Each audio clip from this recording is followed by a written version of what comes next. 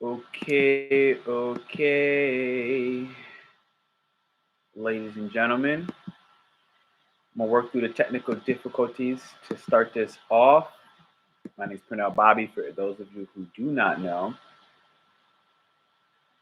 trying something new, and I'm hoping that it works. Should have put this video public first, which would have made this a little bit easier. All right, boom, going public. So you guys are probably watch this on the back end. You're gonna see me going through this funkiness. Uh, that said, see, okay, I think this is working. I think we are in business, ladies and gentlemen. Today we're going to talk about Jada Pinkett Smith, Will Smith. We're going to bring in the astrology charts. I got that muted. Great. This is going to be dope. I'm actually really excited about this. So we are streaming live right now, currently.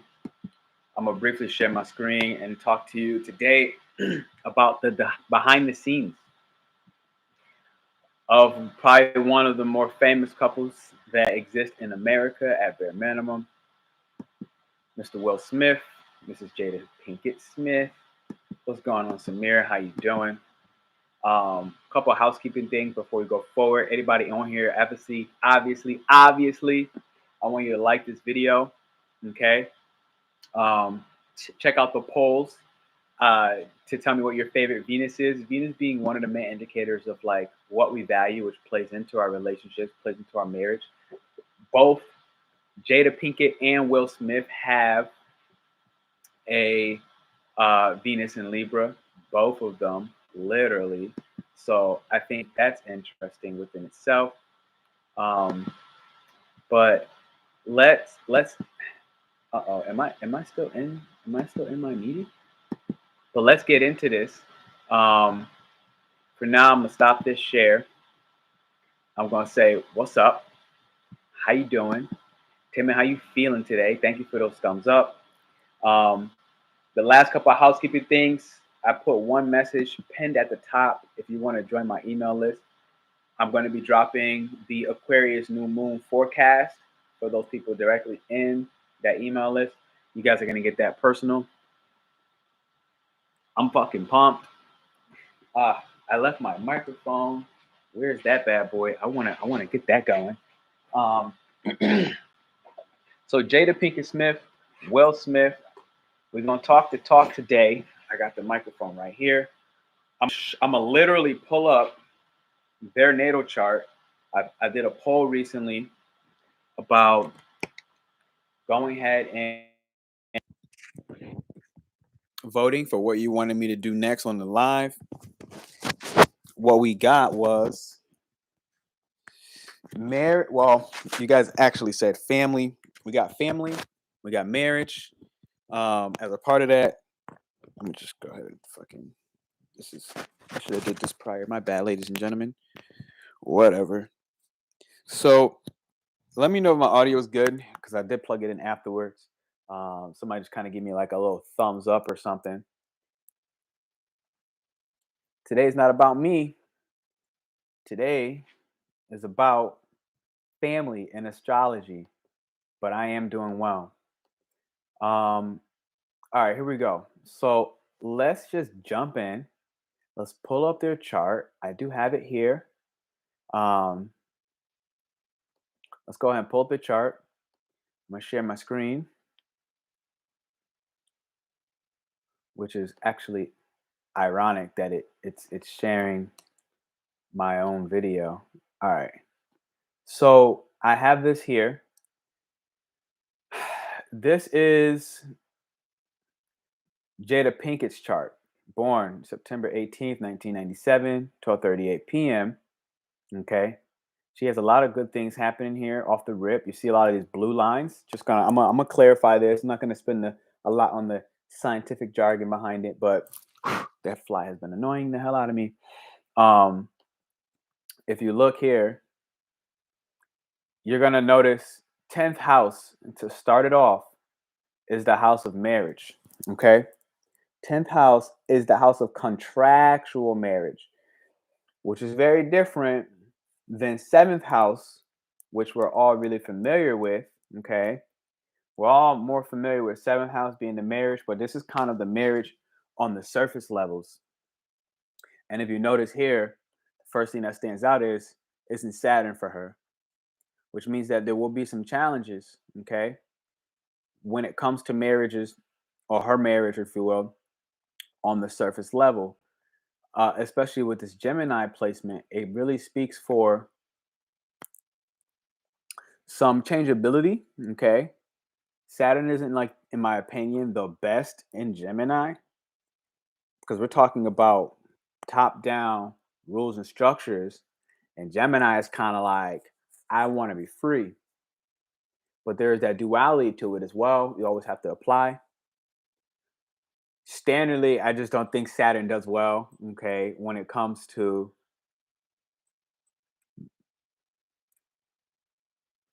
anything being easy, okay? However, there are rewards. And this is what also needs to be highlighted with Saturn. There always are going to be rewards.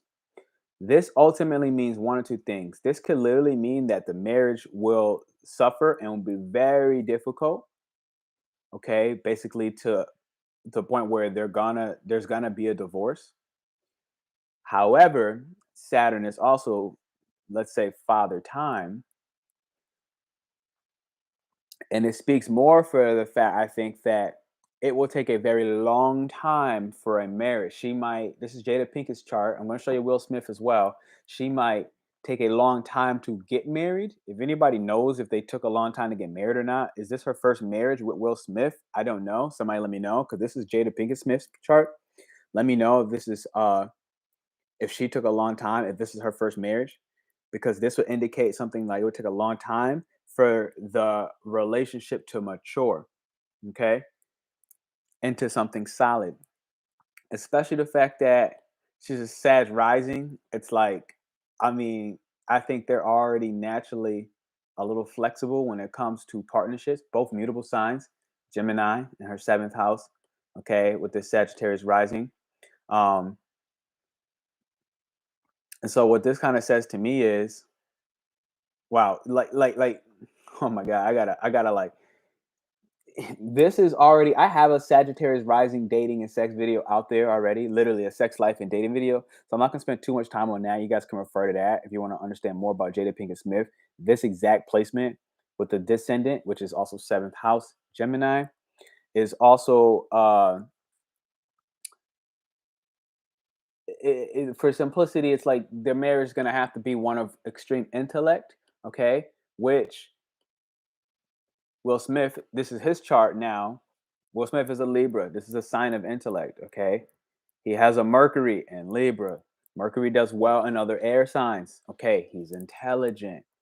He has his Venus there as well, like, which speaks about potentially getting into partnerships that are and have a little superficial effect. All right, so let's think Will Smith for a second. Okay, throughout his entire career, the boy's been famous. Okay, the boy's been famous. I already made a video on the new moon, Samir. I just didn't put it up yet. Actually, it's up. I just didn't unlock it. It's private. I gotta put the tags and stuff on there. So with Will Smith, you notice both Will Smith and Jada Pinkett Smith, both of them have Venus in Libra. Now, the question is, what does that actually mean? Okay. And how can this, by learning these placements, okay, 7th house, 8th house, 10th house, these are all houses of marriage, okay, but in different levels. 7th house is like what the marriage looks like to the outside world, okay. 8th house is like, what does the marriage look like and that soul tie when you get inside the house, when you get inside of the relationship. aka the private side of the relationship. Eighth house is a hidden house, right? Things aren't very obvious and apparent. So 10th house, which Jada Pinkett, and I'll show you her chart again, has a stellium in the 10th house. She literally has one, two, three, four. She has four 10th house placements, which makes contractual marriage for her very intense. Okay, very much a part of her life. She's going to have this be a part of her life cycle. So let me pop back in there and show you guys. She has a 10th house here, a 10th house here, 10th house in Uranus, which now speaks about, okay, in this contractual marriage, she's going to go through some rebellions. We've seen this, okay, talking about, let's say, the entanglement that she's been involved in, that pretty much broke that boy's Will Smith heart on public television, okay? Uranus will always bring sudden shocks and surprises. She has this right now, as you see in Libra. Libra is relationships, okay? It is significant one-on-one relationships. The relationship she has with Will Smith. Now you add this 10th house element, okay? Which speaks for, when you put a Libra in a 10th, it's like, look, these people will marry for status. I'm going to repeat that. A Libra, especially in 10th house, will marry for status. I dated a woman. I won't tell you too much more about that. But I dated a woman with Libra in the 10th house in Venus. Same thing that Jada Pinkett Smith has. Now, she didn't have this, the woman I dated, she didn't have this Uranus here, which kind of really changes the entire game. I won't lie to you. It changed the game. What the hell is that? I don't know. It changed the game. So what I mean is, wait a minute. Let me check real quick. Can y'all see my screen as I share this? Um, somebody let your boy know. Somebody let your boy know if you can see my screen while that I'm sharing. Just kind of give me like a thumbs up, thumbs no, because otherwise I'll just stop sharing and I'll talk from the screen and be able to see the chat. Because the only issue is this: I can't see you guys chatting at the same time. So that's the part about being live, I guess. All right. So what do we know so far? Sixth house or sixth degree means that they're gonna have to continuously. This is Jada's part in her marriage. In order for it to mature, she's gonna have to keep improving on it daily. That's what this sixth degree means to me. This is a Virgo degree of Virgo.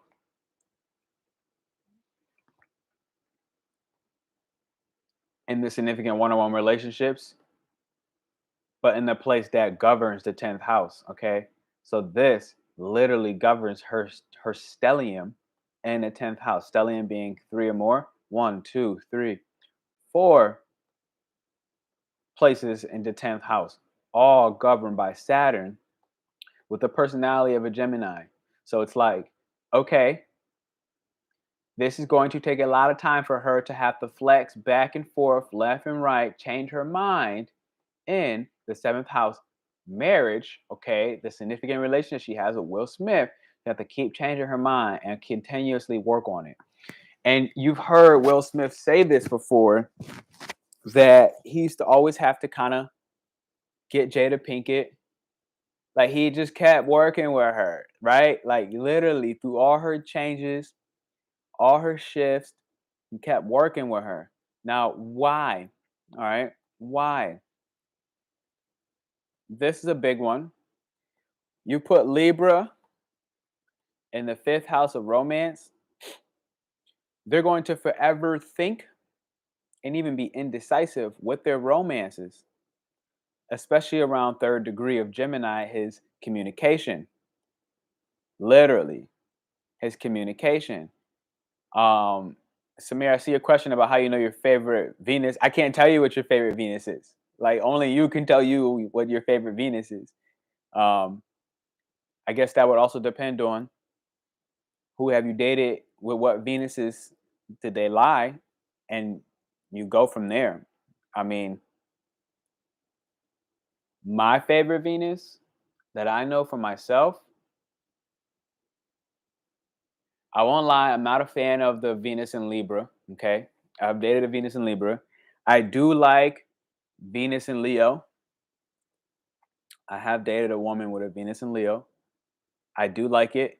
It feels good to me. I have a Venus in Gemini. So that kind of plays together well within itself. Play being a key word. All right. A very playful relationship.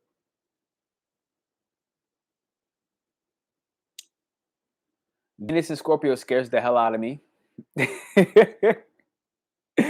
I will be honest. Venus in Scorpio scares the hell out of me. I don't think I'm built for that beef. Um, I just don't think I'm built for a Venus in Scorpio. But definitely, guys, take y'all votes up top and let me know what your Venus is looking like. Um, I mean, I fuck with Venus in Gemini, but I mean, I am a Venus in Gemini. I don't think I've ever. I did talk to a girl once with a Venus in Gemini, but I can't put any real basis on it because I really didn't talk to her very long at all. So that is that. But all right, let me work back into this chart. Let me see what's happening.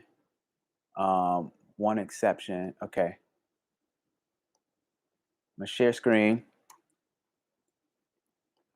You notice briefly with the marriage, okay? Fifth house is kids. Jupiter makes everything expand, okay? Will Smith has 3 kids. Relatively big family. That's 3 kids that we know about. Okay, he's Will Smith. He's famous. Who knows how many kids he actually had that he doesn't have? That maybe he doesn't know he has, or that potentially got aborted throughout his long career as an actor, a rapper.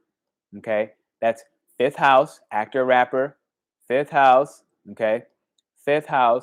This fifth house, Leo is a fifth house. When you put Leo in the sun, this is a famous person. Okay, as well as Jada. This is her chart. She's a Virgo. 10th house in the sun.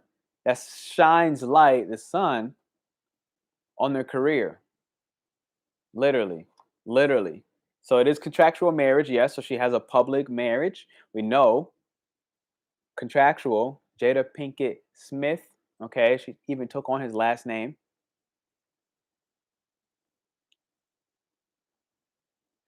25th degree. This is pretty much a fresh start in how she serves the marriage. So maybe she was married prior. I don't know. I don't know. If anybody knows that, definitely let me know. Um, But this is definitely fame. You notice. You put the sun, which is Leo, the heart of it. Fifth house is Leo again. You got a famous person. Not only that, but you have this 29th degree in Venus.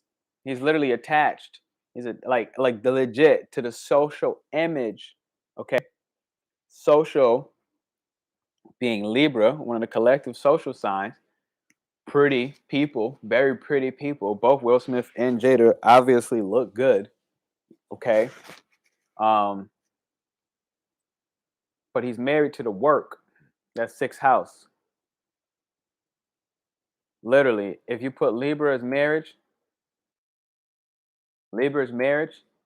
Venus is our attachments and what we value. He's literally attached to being married to the work, sixth house, the daily grind of being an actor, which is his fifth house.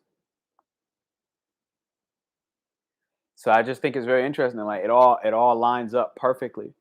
One of the surprises for me was that Will Smith had a moon in Scorpio, which lets me know, especially at the 21st degree of Sagittarius, very changeable degree. Okay, very changeable. The moon is already changing every a zodiac sign every 2 to 3 days, and now you add this in the 21st degree.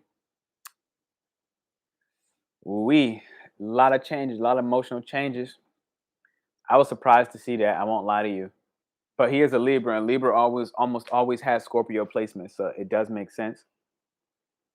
But this is Will Smith's chart, and I would like to say this fourth house in Mars, this is the problems with the family. This is the instability in the home. Fourth house being home, Mars being conflict. Fourth house being family, Mars being conflict, aggression, okay? You have the pettiness of Virgo. Virgo petty as hell. Being petty about the home matters, which is really interesting and ironic because Jada is a Virgo on hella degrees. Look, this is petty, petty, petty. She's super petty, especially when you put the moon, which is very strong in Pisces. I don't think it's the best. I did date a moon in Virgo. It's a very difficult person to be with. Um, what do we see here? Yeah, dating a Virgo moon, there's a lot of nitpickiness, okay? Because Virgo wants control as an earth sign. So this is Jada Pinkett Smith. She wants control naturally over her emotions. But as we know, emotions aren't meant to be controlled. They're meant to be witnessed, okay? They're meant to be witnessed. So like a Virgo moon, which is Jada Pinkett, it all speaks about, she feels safe when everything's in order and everything's clear, even in her emotions. So she'll try to organize those chaotic emotions of hers. But the difficulty with this is like a Virgo moon, which is Jada Pinkett Smith, it has a very tough time being tolerant and accepting like the imperfections of life. They can even be terrified like to show their dark side, and because the moon is the mother, it's like the dark side comes directly from as a result of mother. And we've seen her mother on the public stage. I don't personally know a lot about the relationship with her mother, but I know it's not the best. I know she speaks about having problems with her mom and how they played out. But what maybe people weren't able to see was the real impact that her mom had. Basically, Virgo has really dark hidden desires, but it stays suppressed. When you put it in the moon specifically, it's suppressed because of the mother, and it's very unhealthy, and it creates very problematic life when it comes to their passions. Because Jada Pinkett Smith has it in the ninth house. We're talking her passions. What's going on, Leo lover? Likewise, thought I'd pop in for a minute. Chang Chang. Hey, nice to see you all. It's beautiful. Happy Sunday. Happy Sunday. Ida, all of y'all, I see the event that next Saturday that I'm running is at 88% capacity. So I just thought I'd shoot that out. I think there's 30 spots. I think there's like 28 people or 26 people already signed up. It's free to join. The link is at the top of this chat. Feel free. You want to pull up? There's like 4 seats. I think 4 seats left. So that's that. Today we're talking Will Smith, Jada Pinkett Smith, trying to understand and break down some of the placements in astrology about family and see like where and how can you learn to navigate some of these issues. This is Jada Pinkett's chart, just in general. Whole crap ton of Virgo. This is Will Smith's chart right next door to her. I lied. This is Will Smith's chart. And you see this, right? Virgo, Libra. So we've seen this on the public stage. Libra really cares about its social image, okay? Even to the point where it will sacrifice itself, which we've seen Will Smith do. We've seen Will Smith play the beta male role, okay, in his marriage with Jada, okay, being in control. This is Virgo. Very controlled, like very controlling, okay? Virgo, earth sign. Wherever you put Virgo at, it needs organization and it needs control for the reason of feeling safe. Okay, this is her moon. For her to feel safe,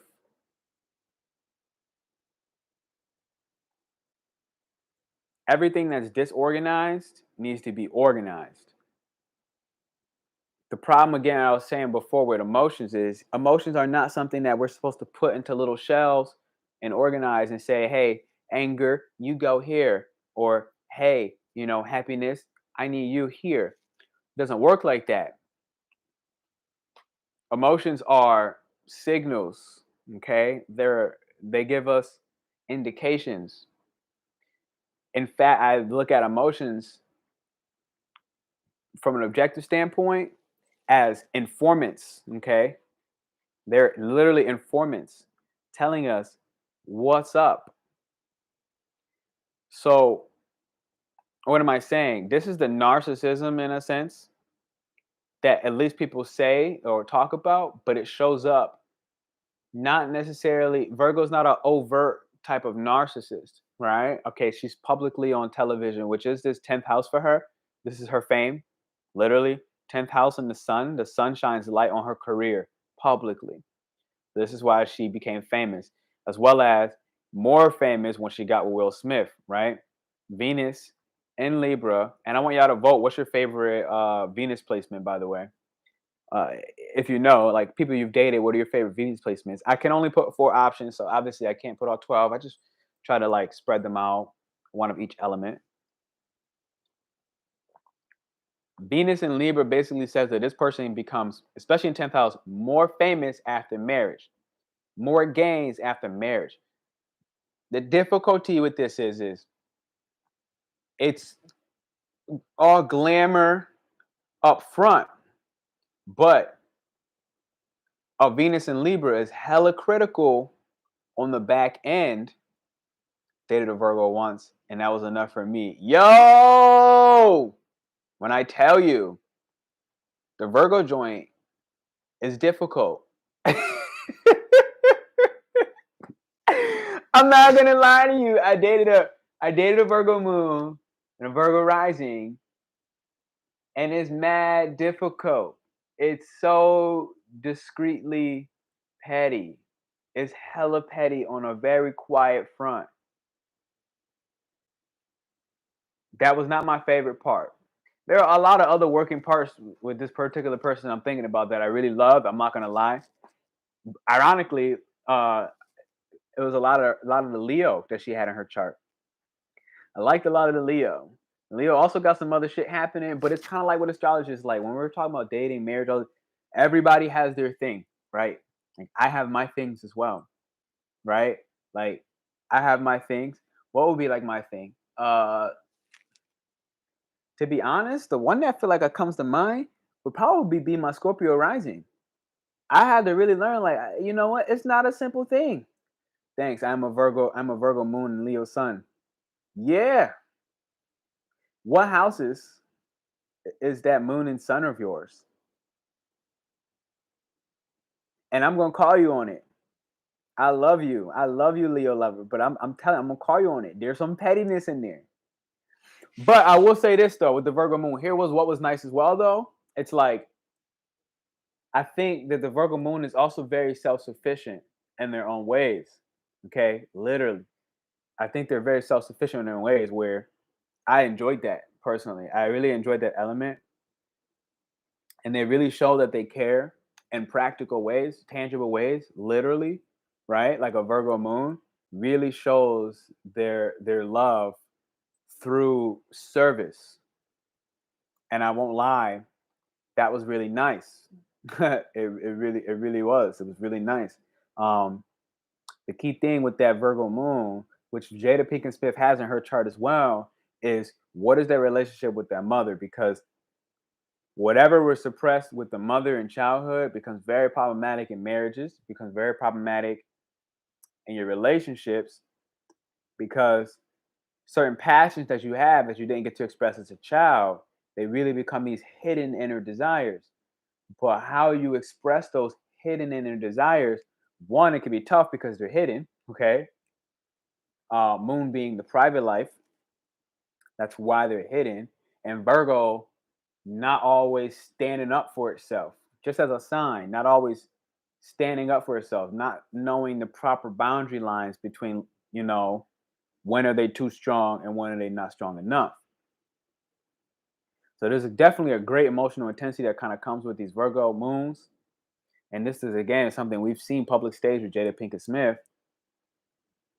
But those natural emotions, understand that if you suppress them so much, they can lead to solitude. And this is what I've seen in my personal relationship with a Virgo moon. It was like the solitude will then become, they have a name for this shit. I forget what it is, but like a form of controlling the partner through like isolation almost. And I think the key thing with the Virgo moon is to really learn how to trust life and let it run its own course, understanding that emotions as these informants are not meant to be controlled. Um, they don't have to always go according to the expectations that you set. And Virgos have high ass expectations. Um, let me see what's happening, especially if they haven't done shadow work. Yeah, and there's a lot of trauma. Holy crap. Yeah, and I think that's the key part, right? Because that's with anybody, right? And I thank you guys for those thumbs up. Appreciate it.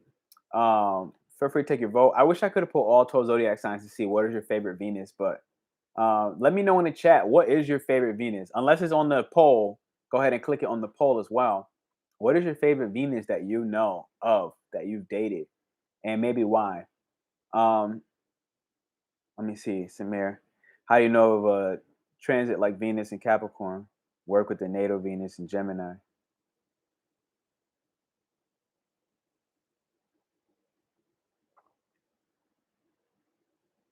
I have no idea. I don't. I'm not even positive exactly what the question is. But also, if I'm being honest, have a little headache. I also have a little headache. So it's like anything not coming natural right now is difficult. Moon first house, Sun 12th house. What a combo. Wow, what a combo. Moon first, Sun 12th. Yeah, very interesting combo.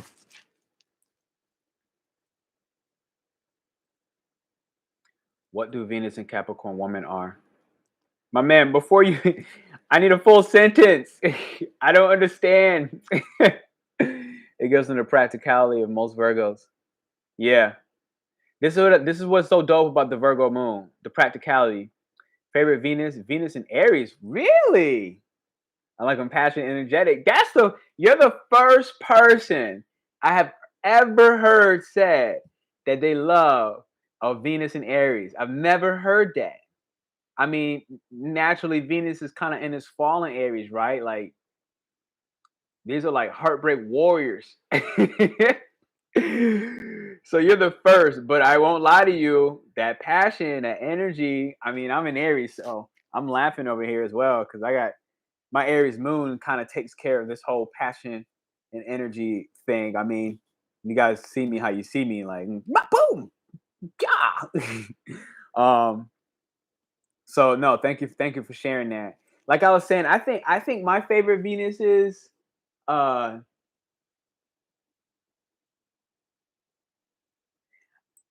as a Venus in Gemini. I won't lie, I really love this placement for myself. I don't know what it would really fully be like dating a Venus in Gemini, so I can't speak on that.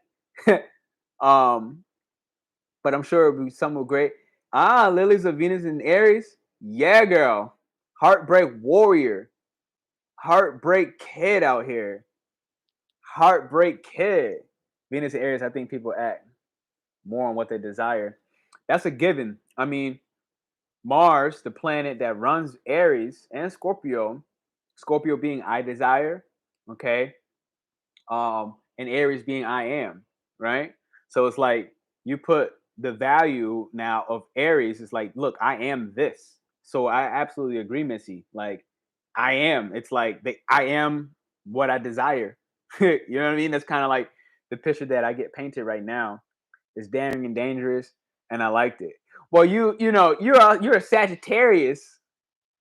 You're Sag, you know, so that daring and dangerous thing, I fully understand it. And a Sag rising too, I believe. So it's like, hell yeah, I get it. Actually, you know what? I did. I did date a Venus and Aries once, and that shit is fun. It's so awesome. It's. I'm not gonna lie. I just thought about it in Thailand. I dated a Venus and Aries, and I almost don't want to give too much detail, so I don't get myself or other people in trouble. But what I will say is that shit is fast and furious. Okay, this is true. Venus and Aries, the one that I know I'm thinking about in my head right now, Venus and Aries, fast and furious. Not too much thinking involved. A lot more. Let's just get after it. Hella passionate, hella impulsive, fucking delicious. Delicious is really my new favorite word. Aries is a very transparent, confident sign. Hoorah! Yo, I'm so happy to actually hear somebody talking finally positive about Aries, okay? Because I feel like people be trying to play the hell out of us like we ain't the shit. I'm just having fun today. I feel like I just wanted to talk. I was like, whatever. This is exciting. True. We like people who are true and honest about what they want in life. Yeah, this is a fact.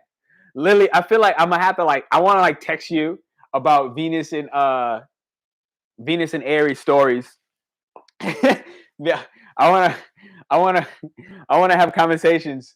You better get a message. Hey, listen, I'm gonna pull a card for you. What kind of comes to my mind right now? Actually, you know what? I don't know why I feel like pulling a card, but I do. So this is an animal oracle deck. Ooh, the spider. I like this card a lot. I want to have somebody on here, ask a question. You're gonna get a free pull. Okay, it's gonna be just for you. I want you to go ahead, ask me a question in the chat, and I'm going to pull 2 cards, and it's gonna be based off the question. I can't really tell you much more than that until you ask me a question. Something you want to know, something you're confused about, something you're curious about, a challenge you're facing. You know, a relationship that you're in, somebody you're dating, you know, a particular placement that you want to learn how to navigate, whatever it is. I want to pull a card for you. So first question I get is the first person I'm pulling a card for. And in the meanwhile, I'll shuffle up, but I also want to have the intention of what I'm shuffling. I thank y'all for those likes and those thumbs up. Today we're just having fun. I just want to have fun today. I just feel like I just wanted to talk to somebody today. So I'm here, I'm live. Here we go. Until you learn how to work with those dynamics, I've learned to tame minds. I can only imagine. Anana, I like this. When is my twin flame gonna respond? Yo, this twin flame joint, I'm telling you, shit's on the pull up. It's on the pull up. Their twin flames, I think collectively are starting to pull up. So I'm gonna pull some cards on that. And Lily, I fully understand that because I know you're a grown ass woman at this point. And so this is true. Because the Venus and Aries that I met, and when I met them, was, I mean, I didn't live in Thailand in a while now. I don't know, but they were young 20s. So I can understand because, yeah, I'm sure it go. It's how Aries works, right? Like Aries in general is the infant, it's the child. But infants grow up. You know what I'm saying? They learn their lessons. And I like to think that Aries in general, they learn their lessons pretty quickly. There's, you know, because they're so curious, they want to do new things. So it's like they've already made a mistake. When they make their mistakes, that becomes a part of their instinct. It becomes a part of their wisdom. That instinct on what I am, okay, and that instinct on what I desire. Now you put an Aries and Venus, it's like that instinct of what I value. You instinctually know what your values are and what you're attached to. So that very clearly shows exactly what you said, like you grow up. All right, so here I'm gonna pull a card. When is my twin flame gonna respond? Is there something specific that you want to know from your twin flame? For Anana, is there something specific that you want to know from your twin flame? And in the meanwhile, while you pull that, that may be about the second card. When is this person's twin flame going to respond? When is Anana's twin flame going to respond?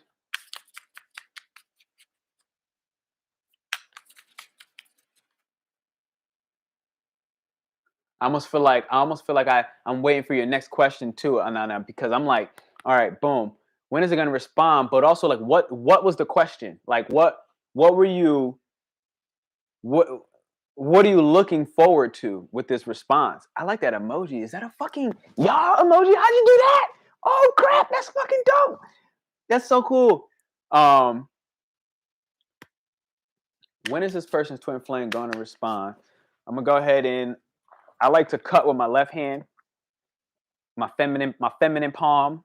So I'm cutting over here on the left. Go ahead and hit my little sound bowl. Bang, bang, bang. Love this bad girl. Okay. Wow. This is definitely something twin flame related. All right. So I've been pulling this card a lot, so I have a little bit off of memory myself. Okay. But I will read you the passage as well because it's not too long. I'm laughing at you, Lily. I'm laughing because I feel like I know what you're laughing at, even though I don't know. But I feel like I know. But the rabbit, when you get this card, it basically says you have to be very mindful, Anana, of what you're saying to yourself, okay? Because the rabbit basically talks about being eaten. It always is like worrying about being eaten by the ego. And the ego is essentially not really, you do know. I do know. I just feel like I know. I swear to God, I'm like, I just feel like I know. I'm like, I know. Oh man. Let me chill the fuck out. Cause I'm the flights and Skypes guy. I'm like, like I was talking to Missy about this one day. I am so liable to buy flights on a weekend just because. And actually I'm gonna be flying soon. So that's another story. All right. The rabbit, when you talk about this twin flame, is saying be very mindful of what you are saying, because the ego that's coming down to swoop up and eat you doesn't actually know that you're there. Okay, rabbit in Chinese zodiac. Yo, I'm a fucking genie. I'm a genie. That's why I'm a genie. Of course, it's a rabbit Chinese zodiac. Okay, listen. So what this says, and this is really crucial with twin flame. When we talk about twin flame, you're talking energetic connections, right? You're talking bonds where you're communicating through your thoughts all the time. Okay, you're like linked. So Magini! So make sure your thoughts are not about what you don't want, but they're more in alignment with what you know you want and what you know you deserve. Because Venus is in Capricorn right now, we're just talking, what do you deserve? I thank you all for those thumbs up. I see 7 people in here. I want to see 7 thumbs up. Appreciate you. So the rabbit comes when it says we need to be mindful of our thoughts. I also think about the rabbit, and this one's more funny, but like rabbits fuck a lot. So this one's a little bit more on the funny side, but you know, recognize, I don't know if you guys are in your union or if you know your twin flame right now, like physically, okay? Or they're further away in some other part, which I know is often, very often. But I make that mention about rabbits on that front, which is not about the cards, more so about the rabbit animal itself, which could tell me one or two things. You know, are you fucking a lot? Somebody maybe that's not your twin flame that may be throwing off the energy on this response, right? Like that literally could be a part of it. So obviously you don't have to answer that out loud, right? But understand the energetics of sexual interactions. Especially, are you a woman, Anana? I'm guessing so. I can't actually see your picture, Anana Banana, and plus it's all an avatar. I can't tell. So that's a Venus Aries rabbit. Yo, tell me about it. It looks like one, right? Even got the red colors. So, I mean, how do Venus and Capricorn women are? If one has dated, just curious. I don't know, but the first thing I get as a Venus and Capricorn woman is serious as hell. That's the first thing I got. And she might have cobwebs in her vagina, but maybe that's aggressive. Um, Whatever. So this card, that's what this kind of tells me. Now, and I hope that wasn't rude. I hope I didn't offend anybody. I I am an Aries. I'm a vulgar human being. It is what it is. I have spoken. Okay, the rabbit is afraid of everything. It's overwhelmed. It's frozen. The rabbit loves to remind his friends that someday the eagle will swoop down and eat him. He talks and talks and talks about it so loudly, in fact, that one day the eagle hears and thanks him for the great idea. Rabbit energy is alive when we are scared, most often about the future. This is basically twin flame dynamic. Every twin flame dynamic, they're always scared of the future, right? They're always scared of like, am I gonna meet my twin flame? Are we gonna get union? Are we ever going to feel that magnetic oxytocin dopamine effect again? Juju! Your mom did get the rabbit card. And your mom missed our meeting this morning. So she's about to get chewed out. But that's a different story. Because we had our meeting this morning, you and your mom, and she's getting chewed out. So that's another story. Okay, Anana, I see you. So when we become our own worst enemies, this is what I was saying. So you were saying when your twin flame is gonna respond, that was your question. When we become our own worst enemies, it's like, okay, what are the thoughts going on in your head right now? Especially if you're waiting for this response, I know that those thoughts become very toxic. They get to the point where you're like, oh my God, oh my God, oh my God, oh my God, oh my God. And then the worry just starts to worry about the worrying. So you gotta be careful with that. Um, we spin up a dust cloud of fear and then complain to others that we are lost. Notice your thoughts and words, oh rabbit. They shape your destiny. Twin flame unions, twin flame bonds are soul bonds, right? It is part destiny. So when you're out of balance, you feel like you're over explaining, you talk fast. When you're in balance, you're sensitive, you're a problem solver, and you're a good listener. To bring yourself into balance, take a day of silence. So this is what I want to say. Take a day of silence. Juju, hey beautiful. I love when y'all do y'all thing and y'all are like interconnect and whatnot. That's so freaking awesome. It makes me happy. So take a day of silence, Anana. I think if you're asking that question, anybody else take another question, feel free. I'm pulling cards out here today. I'm just feeling charitable in my own ways for whatever reason, which actually is pretty much always. But while y'all get y'all next questions involved, I'm gonna dip back into Will Smith chart, show you some of the behind the scenes of this family dynamic and where to look at in astrology. So go ahead, ask your question. Meanwhile, we're gonna make it all happen. So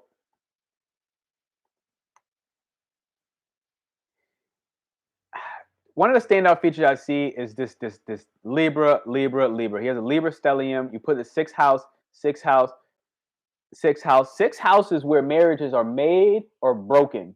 Okay. Fifth house is which he is, okay, his conscious awareness. Fifth house is the non-committal stages. And you add a Libra in there, it takes a person a long time to make a decision on who are they going to date.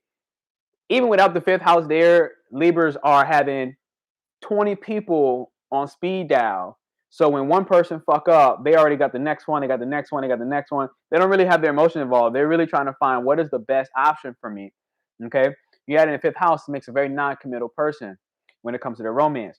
So sixth house is now where your day-to-day habits, this is Will Smith's chart, where your day-to-day habits are actually going to make or break you before you get to the marriage, okay? Before you get to the seventh house, which for him is in Sagittarius. He doesn't actually have any houses there, so there's no real focus for him on the marriage itself, rather than the daily maintenance, okay, of the partnership. Literally, the daily maintenance of the partnership has been his focus.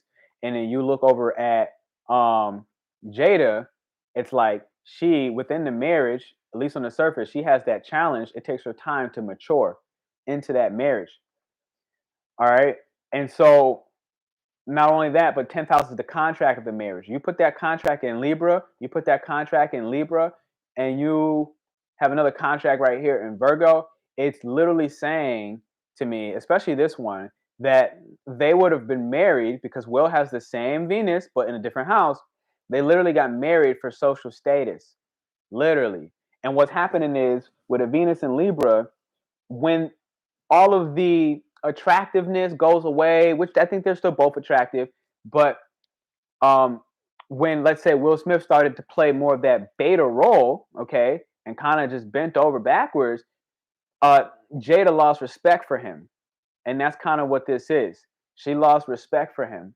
And as that happened, she began to start to over criticize. This is Venus in Libra, and he would do the same, but she does so more publicly because of 10th house. She would begin to over criticize him and what he was worth, literally being part of Venus. So I dived in there. Let me check your question, see what's happening. And Anana, I hope, by the way, that was relatively accurate for you in some way, especially during retrogrades. Thoughts have a mind and body of their own. Absolutely. Up the meditation game during retrogrades. Hell yeah, yo. I've been having to meditate crazy. Extra breath work. I've been realizing that. Bam. I love y'all. Thanks, handsome. Hey. Talk to me, baby girl. Talk to me. Okay, here we go. Thanks, Juju. Bam. Boom. There's nothing in my sixth house according to Cafe Astrology. Is there simply no marriage for me? No. So there just means that it's not a focus, right? So sixth house is the habits that you need to get in check before you get to marriage. Okay. So I like to use the Placidus system where there's a sixth house somewhere. You just don't have it in any of your planets. I thank you all for those thumbs up, by the way. You may not have it in your plans, which means there's no focus, which is kind of almost like a cool thing because otherwise you would have to focus on the daily mundane things every single day when you have six houses. Like you have to keep focusing on improvement. I don't have any six houses in any of my planets. However, I do have in the Placidus system six house in Aries. All right. So that's that. Venus in the sixth house here. You got the same as Will. You feel Will's pain? Yo, so tell me, Jew. Matter of fact, Jew, I'm about to invite you, if you have the space, on the live right now. I'm going to send you the Zoom link if you say yes. And we can really break what this sixth house Libra looks like as you feel his pain. I'm about to send you my Zoom link now, literally, and add you in this bad boy. I'm about to go ahead and send you a WhatsApp. So check your WhatsApp. This just got fun. Anybody else want to join in live? Get on the line. I'm about to just send it. Anybody want to join the line, and let's get busy because I am throwing this through Zoom, so I can add anybody in it right now, which I didn't think about until the moment. But this is that Aquarian type shit, right? Literally. This is the age of Aquarian. It's like we have the ability to use technology to communicate these ideas and to help the world in some way, shape, or form with real life shit. So, all right, I got my computer opening this WhatsApp right now. You about to get that link. I hope you're on standby, and I hope you say yes. 7th house is marriage. 7th house is marriage, yes. However, it is only the external parts of marriage, okay? So I'm going to dive in. After I send her this link, I'm going to dive in and show you where 7 houses for them as well. Connection to WhatsApp. Make sure your computer has active internet.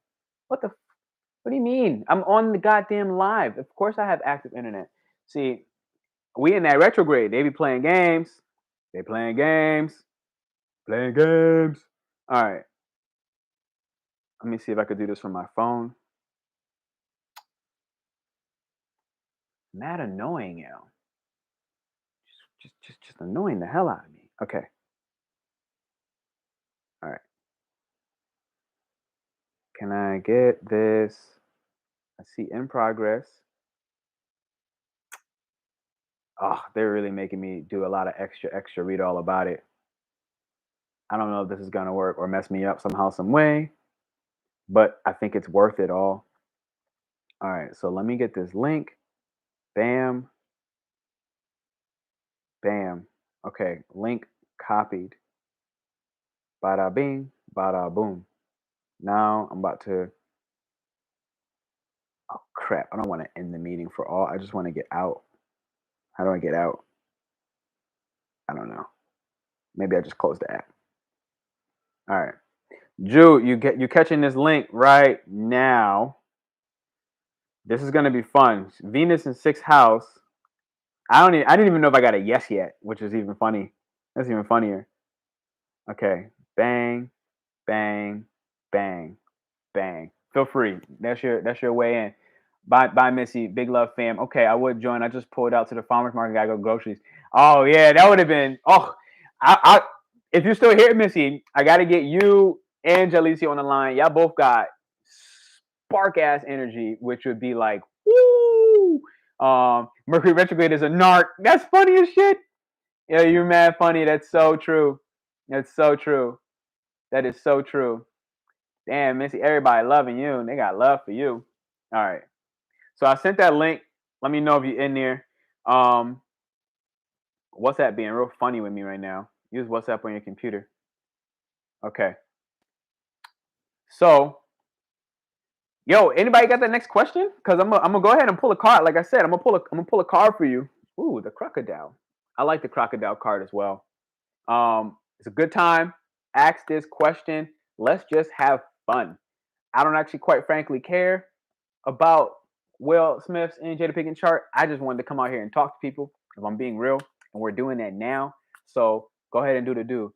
It might be me sprinkling my juju on your internet. I look crazy. Yo, if you don't put a damn hat on, if you don't just put a damn hat on. Let me see. Is this still running on my Are we still running? Zoom still live? I don't even know. Am I still live on this thing? Oh, sometimes technology makes me sick. It's so confusing. Oh, I think it might have closed. I don't know. I can't tell. Did it close? If not, if it did, then fuck it. We're just gonna have to do this from I won't. If it did close, I won't be able to have you join somehow, some way. Let me see if this is still. Yeah, I think I fucked it up. Closed it out of Zoom. I did that. I did that. I did that. Yeah, it looks like right now we're only live on YouTube. So it is what it is. We're here. At least you guys are still. At least it didn't close YouTube. So let's do the do. That means that I no longer share my screen. Zoom closed it out for me. It is what it is. I think when I switched over to try to do this Mercury retrograde, it junk is a narc. Fucking controlling bastard. You want my soul? Oh man. In a calendar event. Yeah. I think it closed officially. So that said, can't share my screen. Questions, ask me. I don't care what the topic is. Go ahead and ask. If it's about your relationships, if it's about Mercury retrograde, I do have the Aquarius new moon forecast for every single zodiac coming up. Jalicia, if you're still here, I don't think you're going to be able to join in. I think my Zoom closed out. I don't think you were sharing your screen though. Yeah, I think oh wait. The whole time my screen was never sharing? Like y'all never seen the chart that I was looking at? Cause if so, that would be crazy. Cause now I know I can't. Now it's definitely closed. So Aquarius new moon happens February 1st. You would have noticed January is a very serious, tough month. Okay. It's kind of like Capricorn. No, you didn't see the screen. That's so crazy. I don't remember seeing yeah, that's crazy because the whole time I was in the chart, literally sharing and circling and highlighting and showing you exact placements. So that sucks. Whatever. Mercury next retrograde is a narc. I'm calling it out loud. Yo, Lily, you funny as hell. That's what it is. It is what it is. Yeah, that sucks. Whatever. It is. It's cool. So the forecast, I have it uploaded. I did not make it public yet because I just got to add my tags. I'll probably do that later today. That said, January, you would have noticed it was just very serious. Head down, got to grind, got to push forward. But the biggest shift that I think happened recently was January 18th. The nodes were transiting. All right. North Node officially left Gemini and is now in Taurus. I felt it literally chemically in my body. I kid you not. Something was so different, especially during this whole Capricorn season. I've been thinking about family, like not even my current family in existence, like creating a family. I'm like, I just now need a partner to do that with. But the Capricorn energy of Capricorn season, Capricorn and Mars, Capricorn Mercury, all of that was having me push forward to create and build the resources in order to be able to support and build for my family. I don't know if that was anybody else. Feel free to let me know if you got that as well. But now things are switching up because now we really secured a lot of those resources, and we're gonna keep doing that because Mars is still in Capricorn and it's strong there, it's exalted there. So we're gonna be still building our resources, building our legacy, if you will. But now Aquarius season has begun. I think Mercury is also in Aquarius. Let me pull this up. I'm gonna pull the planets up right now. I think Mercury is also in Aquarius. So what does this mean? Yeah. So right now Venus is in Capricorn still. Mars will shift into Capricorn like in a day or two. So this is gonna be very interesting because starting in the beginning of February, all the planets will no longer be retrograde.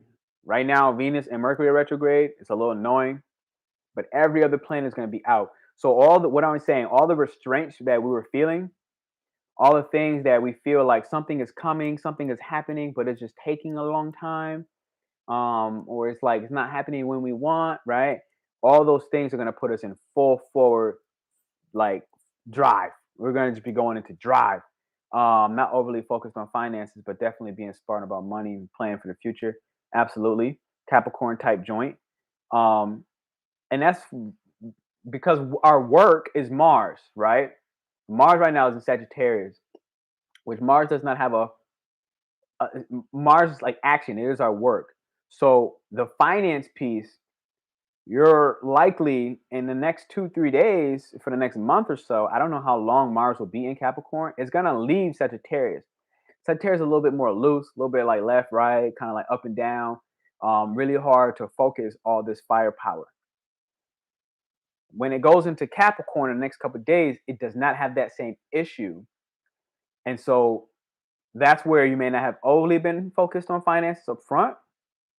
Still being smart about the money because we were in Cap season. Okay, it's like still put the plan together. I'm here and Libra 6 down. Okay, still put the plan together. But when it goes into Mars, you have to understand that Aquarius is still run by Saturn traditionally. We're in Aquarius season. Mercury's in Aquarius as well. Okay, Mars and Venus will both be in Capricorn. AKA Saturn, that planet is running Aquarius and Capricorn. And the Sun and Mercury and Venus and Mars. What is this saying? This is why January was so fucking serious. But February is also going to be serious. I think it'll be a little bit lighter because of the air, okay, and the uniqueness and the progressiveness of Aquarius. It's going to be a little more progressive about what we know and how we design the plans. I really feel that February is the month that from February to like April 29th, all the retrogrades will be done. You have a green light, whatever your goals are. to knock shit out of the park. I want everybody to understand that. All the retrogrades are going to be done from February to April 29th. So everything that has seeming like it's been on pause or taking a long time to bring into fruition, green light. I want y'all to tear it up for the next couple months. And then after April 29th, some retrogrades will start back again. And then you can kind of go back over whatever mistakes you've made, quote unquote mistakes. And that's going to basically bring us right into Jupiter going into Aries. That's going to start like in May. So it's going to leave Pisces, which is, a little more spiritual in nature. It's going to go in Aries, which is like, again, another push. And we already talked about how much we love Aries today. Yeah, baby. So let me check in with Drew real quick. I'm here, but as a Libra 6th house, I find love being work. That's a good point. That's a good point. Which sucks a little bit. Yeah, that's a good point too. But also I believe that love lasts due to the everyday effort that's put in. Another good point. Damn, you like a genie. You're another Magini. We got two Maginis on the line. Also, I have an extreme love for my actual work. Boom. Makes total sense. Like Venus being attachment, 6th house being work, being attached to work, being attached to the love of work. I need to love, look at that. I need to love what I do. And I see beauty in the mundane that most may overlook. I'm a true artist. I love the confidence because I know we did our natal chart joint. We did our AstroTherapy session, and I love the confidence of that Leo. I know which one I'm talking about, that Leo. I'm a true artist. I love that you're letting that Leo do his due. Lily, Juju, Pisces, Sun, Venus, Mercury, on Venus in the 6th house. We got a sleeper. All 6th house. The Sun, Venus, and Mercury. Wait a minute. I thought your Venus was in Aries. Or were you talking you were dating a Venus in Aries? So you saying your Venus is in Pisces right now, 6th house? Or is in Aries? Boom, I feel you. But I'll be honest, as a male, okay, as a male, I would love to have a female that works on love, and the way I'm hearing from your personal experience that love is worked on. Here's why. Because again, as a male, what I've been really having to put a lot of focus on, which I have not always succeeded at in my lifetime, is that my priority needs to more so be driven by the purpose and the direction of the family, not making the relationship work, literally, not putting all my energy and attention into the relationship, which I've more so classically have done, if I'm being honest. The majority of my, especially like years prior, put a lot of effort, almost too much, on the love story, on the relationship, which definitely kept me blind and also depolarizes me and partners, okay, by losing track of that purpose, putting so much energy on the relationship. So, I say that hopefully as potential relief for those 6 houses that I see out there, that y'all put in work as women, okay, both of you two are women, into the relationship.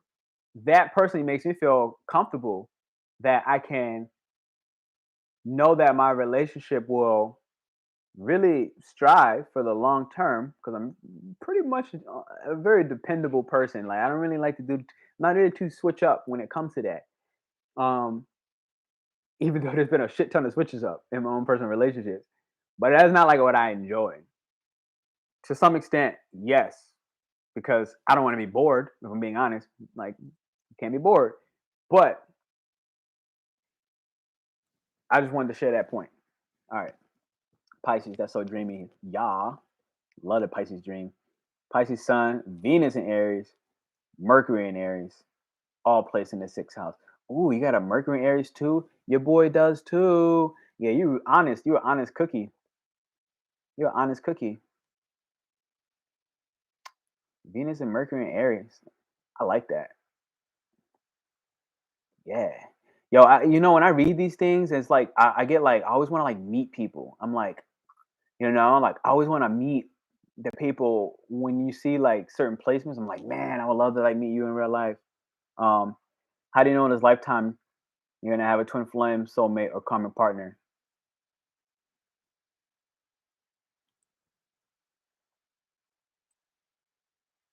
When that shit hits you in the head and you're like, oh my god, I found my twin flame, or when it hits you in the head and you're like, yeah, you're a soulmate, or when it hits you in the head, probably after the relationship, be like, yeah, that was actually a common partner.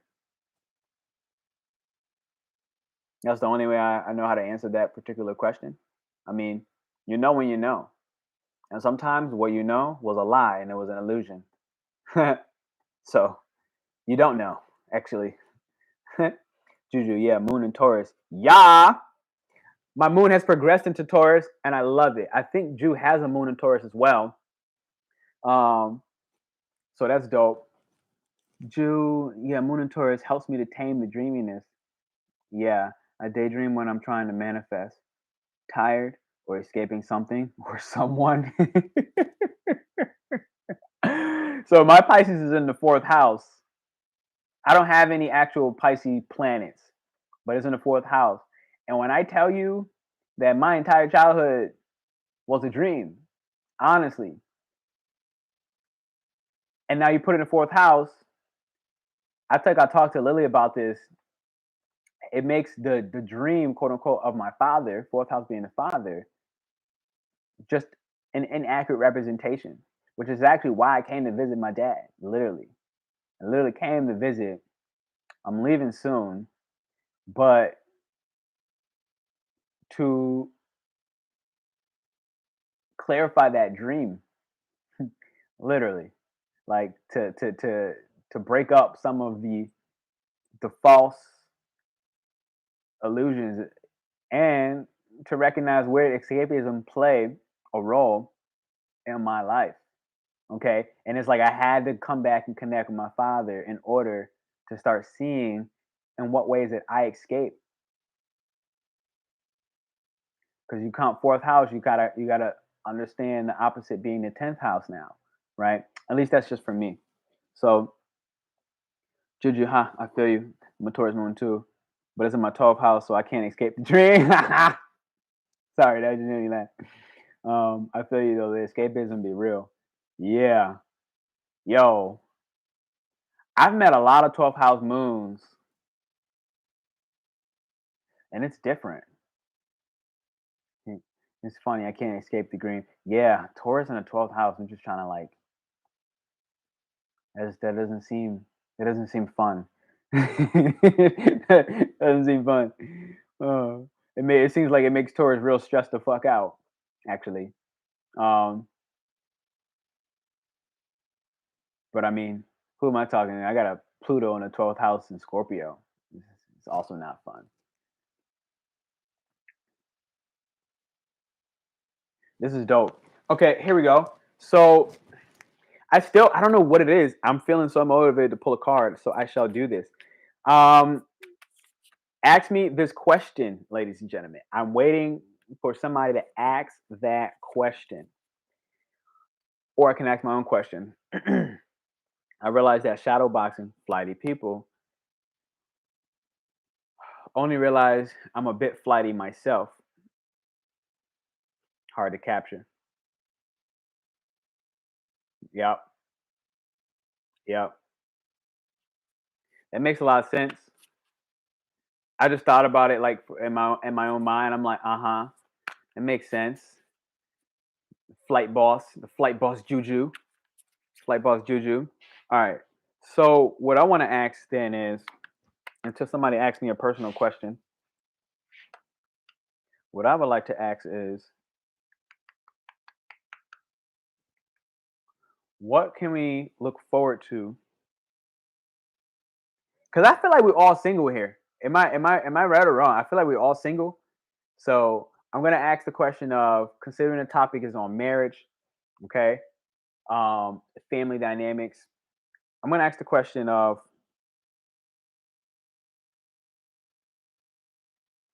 What do we need to move forward and attract an ideal partner? That's going to be my actual question. What do we need to move forward and attract our ideal partner? Nothing gets between my daydreaming. I can relate to that to an extent. Yeah. Boom. All right, here we go. What do we need right now to attract our ideal partner? Are we all single? I don't even know if that's true or not, but I think it is. This is my invitation to an orgy, an international orgy.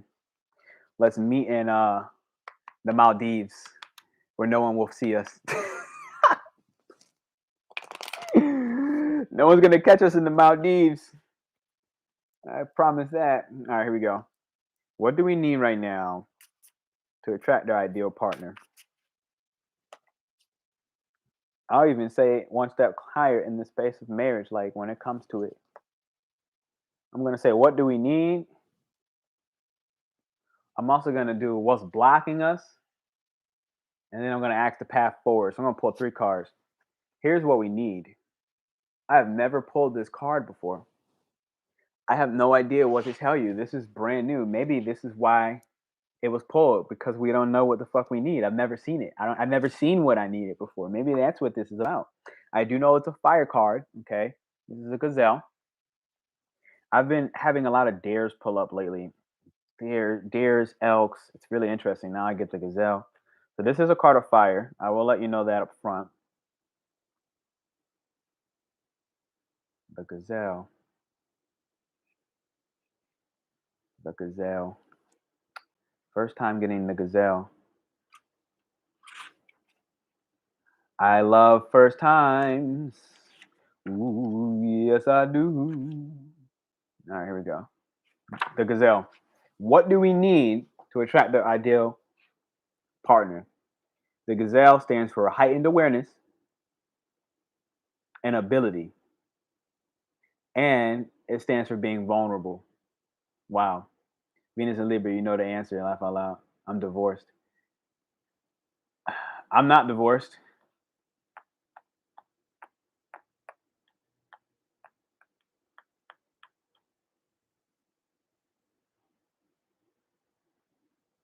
Sorry, I just had an awkward ass moment. I don't know what that was about, if I'm being honest.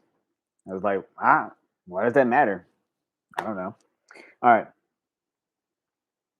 The gazelle represents supreme grace. With every move, this is what we need in order to attract the ideal partner, marriage, relationship. The gazelle represents supreme grace. With every move, this awe-inspiring beauty emits sophistication and elegance. This is what we need. That's basically Venus and Libra. Gazelle personalities are often hyper-aware of their surroundings, bordering on hyper-vigilant. This is like my Virgo placements almost.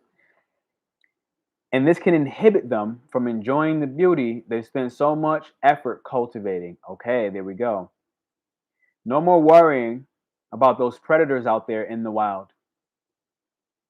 When this card appears, it's time to get back to the present moment. Sit down, find your breath, and acknowledge the bounty that surrounds you.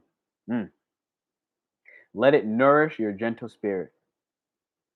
So this card is a card asking for more vulnerability. It's actually ironic because it is a fire card. We have the heightened awareness right now, but we have to be mindful of what we need is being hyper vigilant. And I think what's really important about this is you know, I've seen a lot of relationships fail or not last because of hypervigilance. And I speak about myself being overly picky. Okay. It's almost like what we need right now in order to attract a relationship, I count myself in this, is to stop being so cynical with the nitpickiness of everything needs to be just right, because that's not possible. Everything will never just be just right. When we're out of balance, wow, it literally says we have food allergies. That's interesting. We have insomnia and a racing mind. So ask yourself, do you have allergies right now with foods that are annoying the hell out of you? Are you sleeping well? Is your mind racing? That means you're out of balance. When we're in balance, we're feeling graceful, perceptive, and artistic. I saw we had an artist in here already. To bring in the balance, you want to focus on yin yoga, a cozy home, and good food. This is our Taurus moons. All three of us have Taurus moons. I got a moon in Taurus. It's progressed. Moon in Aries naturally, but it's progressed into Taurus. I see Lily and Juju. Y'all both have moon in Taurus. That's this right here.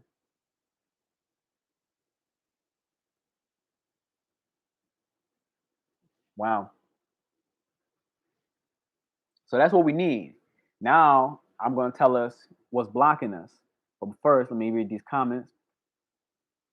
Wait, what? Left my line. I think being divorced changes people's perspective about partnerships. I should have clarified.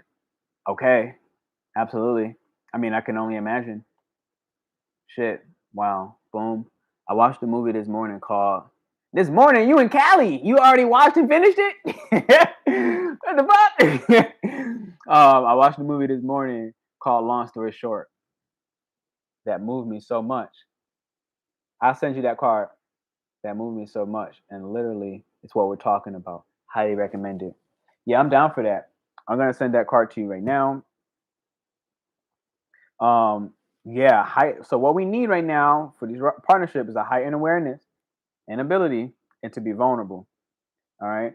So I'm taking this picture. My next card that I'm pulling, I'm going to pull it from the bottom of the deck, is yin yang.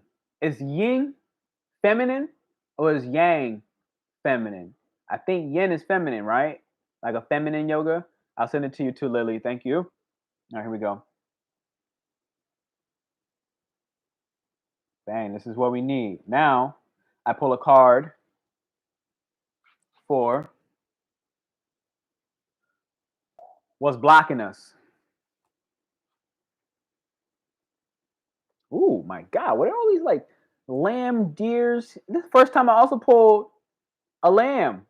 Never pulled the lamb card. First time. This is a whole bunch of we breaking virginities all over the place today. Okay, here we go. So the lamb, I don't know anything about it. I can't tell you anything up front. Normally I like to intuitively say a couple things. Not the card, but the excerpt from the actual book. Duh. I'm gonna send both. I'm gonna send both. The excerpt from the book. Who do you think you are? Who do you think you are? Thank you. I thought it was feminine.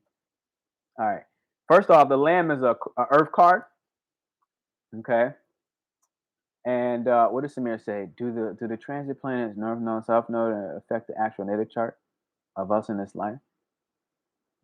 Example: transit north node in Taurus.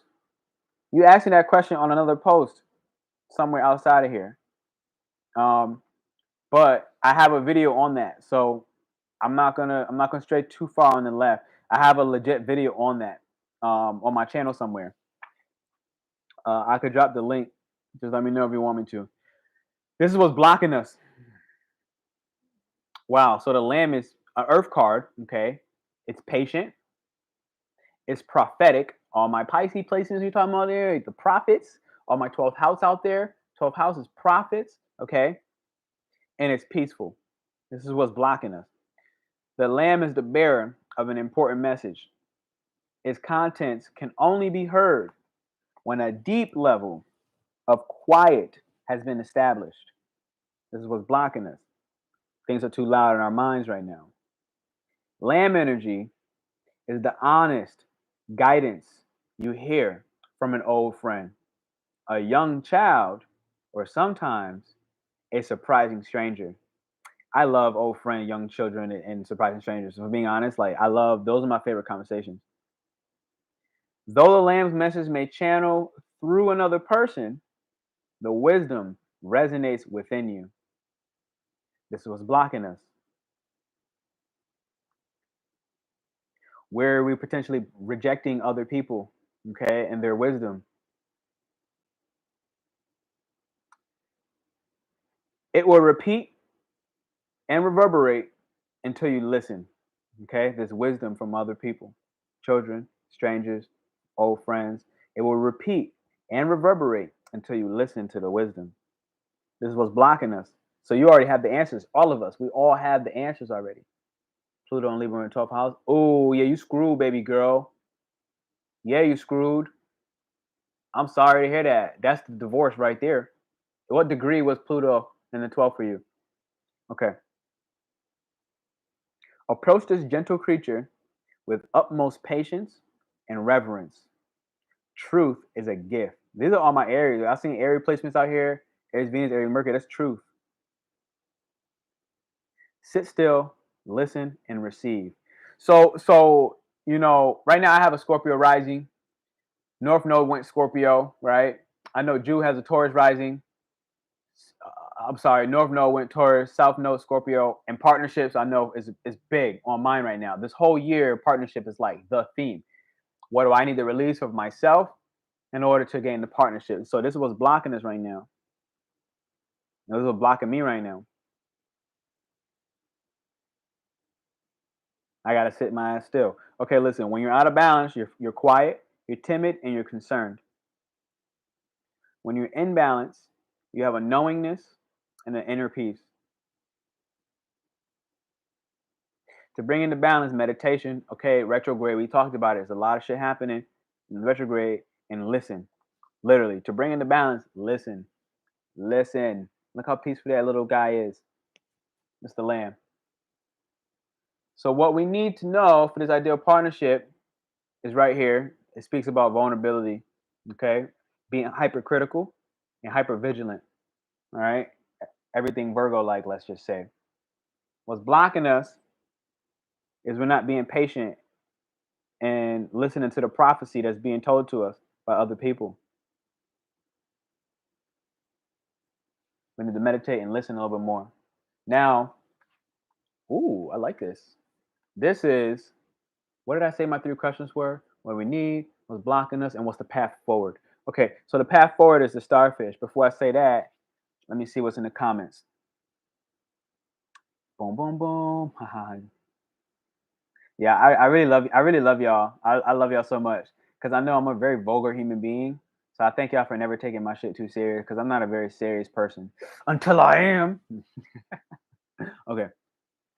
I just told someone I felt like a sacrificial lamb yesterday. What the hell? Oh my god! What made you say that? I'm a Magini. I'm telling you, I love this Animal Oracle deck. This shit's always on point. It never fails. I'm not that good at tarot.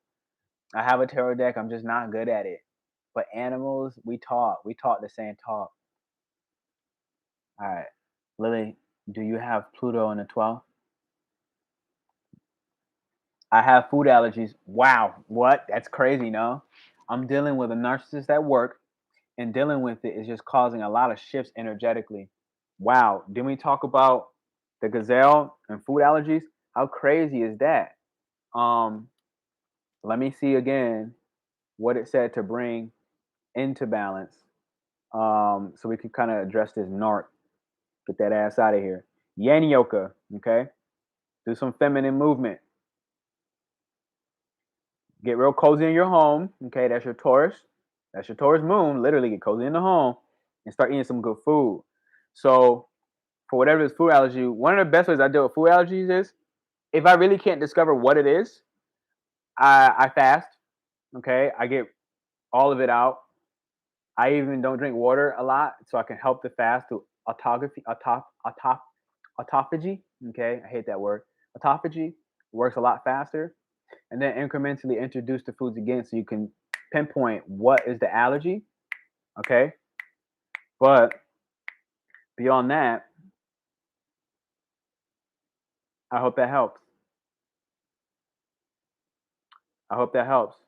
It literally says, nourish your gentle spirit. Okay, here we go.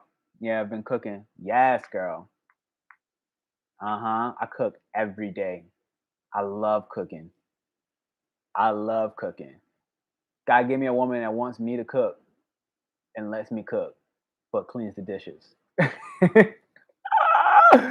That's ideal for me. I'll cook every single day if somebody washes dishes. Every day. I love cooking. All right, here we go. I don't have food allergies, but I'm being called to sacrifice toxic foods. Yep. That's like almost another form of an allergy, right? Allergic to the toxic. It will require lots of fasting and solitude like the lamb. Okay, bam. So now our path forward, okay, when it comes to our relationships and attracting the ideal partner, okay, that's sustainable. If it's actually something you want, well, it is a starfish. The starfish is water. Yeah, it does. Thank you. The connection may crave gluten. Mm, yeah, girl, I've been having food cravings lately too. This morning, I should have took a picture, but I wanted to like keep it personal for myself. This morning, I had pancakes, yellow pepper, mushroom, onions. I mean, what? What the fuck is that? Yellow pepper and mushroom eggs. Okay. I had some avocado sliced with some pink salt, some olive oil, and some black pepper. Then I had a little blueberry section. I had a little strawberry section. And that shit was bomb. It was so good. I've been craving traditional foods lately. Like that's like an old school meal, like right? Like literally. Um, what's your sign again? Sorry if you mentioned it before. I wasn't paying attention. I shall say nothing. If she tells you, she tells you. All right, here we go. So this water card, this is the path forward. It's a starfish.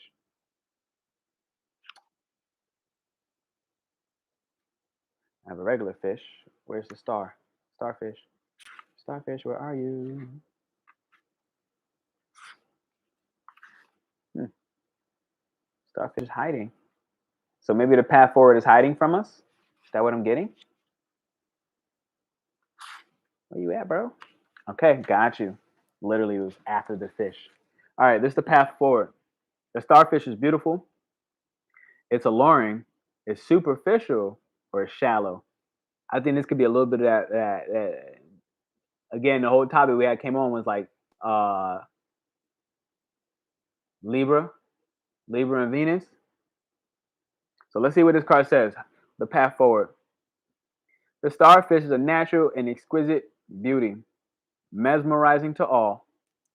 Being around someone with starfish energy is a thrill. This is the path forward in our relationships. Be around somebody that is a thrill, that makes you feel like Thriller. Dude, that's why I asked her. Yes, I know. But sometimes I just be blurting shit. I'd be like, she's a Virgo sun, Taurus moon, and Taurus rising. Excuse me. Lily, you got that you got that you got that little brother energy that I could just like fucking put in a headlock. I don't even know you. We ain't even meet, but I could just put you in a headlock and just give you a noogie and be like, what you say? Huh, Pop? Huh? You still talking that crap? You talking that crap? I love you for that exact reason. All right, here we go. So this is a path forward. Be around somebody that's a thrill to be around. Okay. Be around somebody that has a natural and exquisite beauty. Be around somebody that's just mesmerizing. We all dreamers, right? We all got that Piscean energy. We all got that dream love. Okay. Being around someone with starfish energy is a thrill, like you've been put under a spell of divinity. Pisces. That's Pisces love. The problem is these creatures have been reliant on how they look. Libra. Libra. This is Will Smith and Jada Pinkett on this whole thing. Libra for their Venus, 10th house, 6th house. They looks getting them through their careers, literally. So they're reliant on their look and what other people think of them. This is the path forward. We got to be careful of what we base these relationships off of. And they do so for so long that they may have forgotten their deeper callings. Woo. When this card appears, it's important to ask, am I being swayed by outward appearances? What dreams have I put aside to please others? I've been here. I'm not going to lie to you. I've been here. I've been here a lot. I have put dreams to the side in order to please others. I never really did it very long, if I'm being honest. Maybe that's the Aries part of me. Is like I kind of get back on track quickly, but I am curious. Actually, I'm not too curious right now because I think I'm doing really well myself. But like, I have been curious, which got me to this point where I'm like, what happens if I put my dreams and my purpose, and my passion in first place? And I really like what I'm seeing as a result of that. And this is the path forward. And I really do kind of feel a partnership forming somewhere. Just yesterday, I was in the kitchen and I was thinking, and my partner was thinking, somebody who's out there, we were both thinking about it at the same time, and I knew it. I swear to God, I knew it. I felt it. I was like, oh shit. I was like, yo, you know what? I'm doing the work and I'm going to meet you soon. And they kind of reciprocated that. And they were like, yeah, I know. And I'm doing my shit too. Uh, which is all away from the outward appearance, all away from trying to please the partner itself, but more so pleasing myself and the dreams I have. When you're out of balance, you feel gossipy and you feel empty. That's the question right now. Do you feel empty and do you feel like gossiping? This is the path forward to attract this ideal partner. When you're in balance, you're uplifting, you're artistic, and you're expressive. And I heard somebody, I think it was Jalicia, say that boom, I'm feeling artistic. I love your avatar, by the way. That red hat joint's wavy. To bring yourself into balance, there's the path forward. Surround yourself with positive friends. I think we're doing that exactly right now, which is really cool. I'm going to also take a picture of this. Yo, this fly keeps touching me and fucking leave me alone.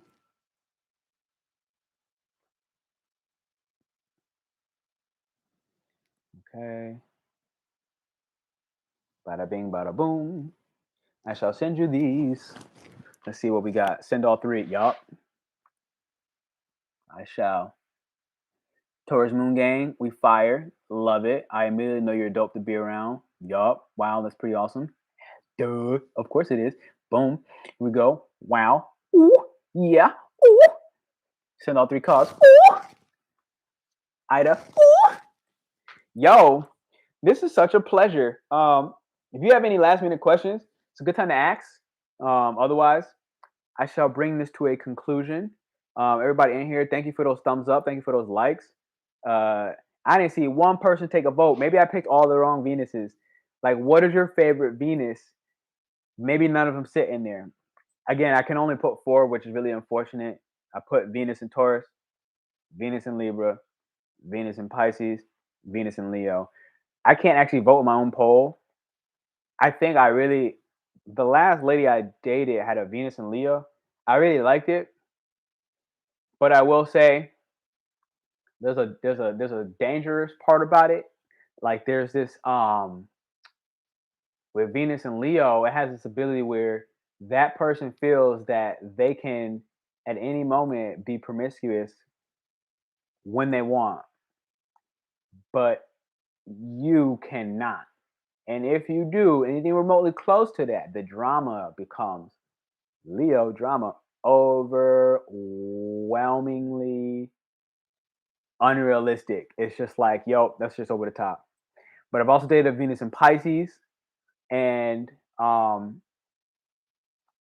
Venus in Pisces, it's really like nothing not to love. Honestly, there's like not much not to love. The only thing that with a Venus in Pisces, you gotta talk. You're talking ethereal love, though, right? You're talking more like fifth dimension, sixth dimension, seventh dimension love, where Venus in Pisces loves absolutely everything. So if you're somebody who's really insecure, it will not play well because that person will love everything and everybody almost equally the same. And it all depends on the other placements, obviously. So that's something to think of, but it is a very dreamy love. Venus in Taurus, um, I've never actually dated a Venus in Taurus. My neighbor was a Venus in Taurus. Um, I thought that I might date her. We didn't, but very slow for me. I think my other girl, Missy, had a Venus in Taurus too. Very slow for me. I won't lie. It's something that might be really grounded. That could be healthy. Maybe that's something that I need to like lean into more. I haven't really met too many Venus and Taurus, if I'm being honest. Um, That's all I really got about that. I don't have any personal experiences about Venus and Taurus. But Venus and Libra, I did date a Venus and Libra. And I tell you, that shit was all about the glamour. It really was. Like, that shit was about the glamour. Um, no, you leave that fly alone. I was gonna say the same thing about the fly. I don't gossip and I run from drama, life lessons. You just like, damn, fuck it. I run from drama. And I'm like, yo, see, the fly is lucky. There's like 2 of them. I have not killed a bug in years. I have not killed even a mosquito in years. I won't kill a cockroach. I don't kill animals. Point blank. Period. Including insects. And I've kind of come across this for like at least 3 years now. I think in the meanwhile of 3 years, I think I killed 1 to 2 mosquitoes because I had enough, and they crossed the line. There was a certain line. I was like, y'all disrespecting me because I gave you a hell of opportunities, and you got to go. But no, I won't kill that fly. I shall not. But I will yell at you, you motherfucker. Okay, here we go.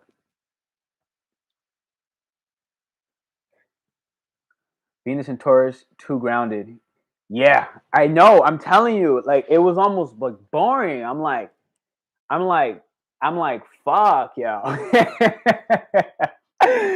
Venus and Venus, and it was like, yo, it's like I need some spunk. I need a little fire. Give me some spunk. Fucking boring. It's like I could not do that sustainably long term. It's like fucking living in the Sims world on the internet, you know? It's like the Sims. It's like you gotta like press a button to schedule sex. Like what? That's stupid. That's dumb. Where's the passion? Fucking rip my clothes off without me knowing about it. All right. Do something stupid, right? Like light my boxers on fire and make me question why the hell did you do that? All right, here we go. Yeah, Venus and Taurus too grounded. I can't deal with a partner that's too grounded. I feel you. I'm not looking for a father or mother figure. I had an issue with a cap I dated. I'm a Pisces. I like my freedom. I understand. I understand. I understand.